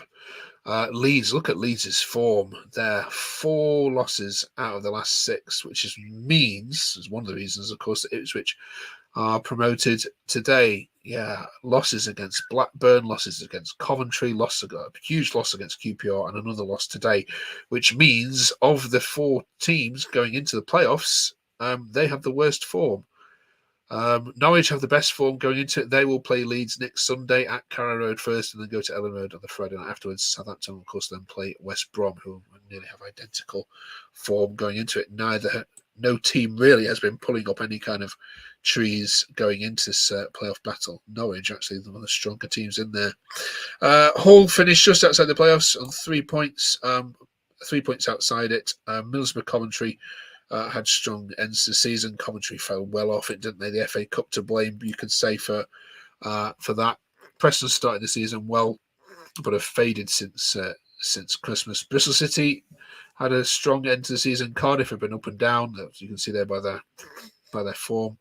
Millwall, what an incredible end to the season for Neil Harris and Millwall. They were down there and out, but finished on 59 points, 5 wins out of 5 to finish the season on. Swansea finished well. Watford and Sunderland have been safe for many, many months and have been just waiting for the end of the season to come. Congratulations to Steven Schumacher and Stoke, who could even challenge next year with some smart decisions. QPR were safe last week. Brilliant job Marty Cifuentes has done there. And then Blackburn, Sheffield Wednesday and Plymouth Argyle have all been made safe in the last hour due to Birmingham doing the job against Norwich, but too little too late. They finish on 50 points, 1 point behind Plymouth, and they are relegated from this division. Unbelievable.